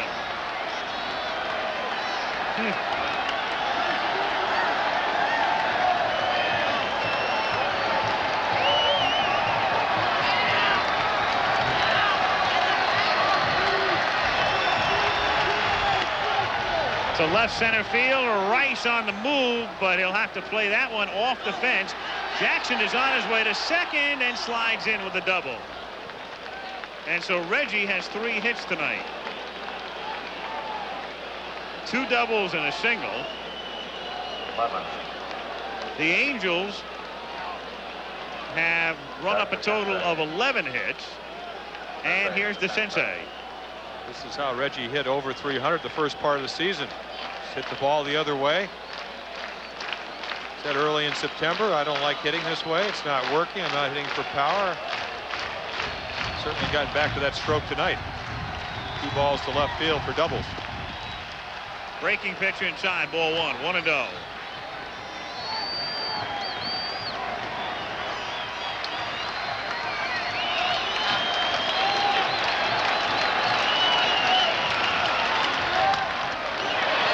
Drive to center field, and why not? It should be Henderson who wins it.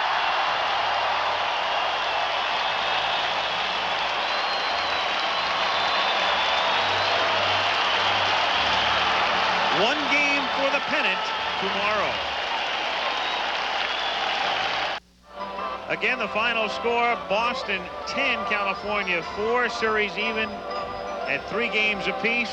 They play for the pennant tomorrow at 8 Eastern Time. Al Michaels, Jim Palmer, good night from Boston. A reminder to stay tuned for ABC News Nightline immediately following your late local news.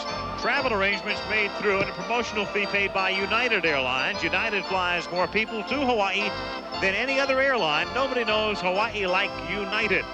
This has been a presentation of ABC Sports, recognized around the world as the leader in sports television.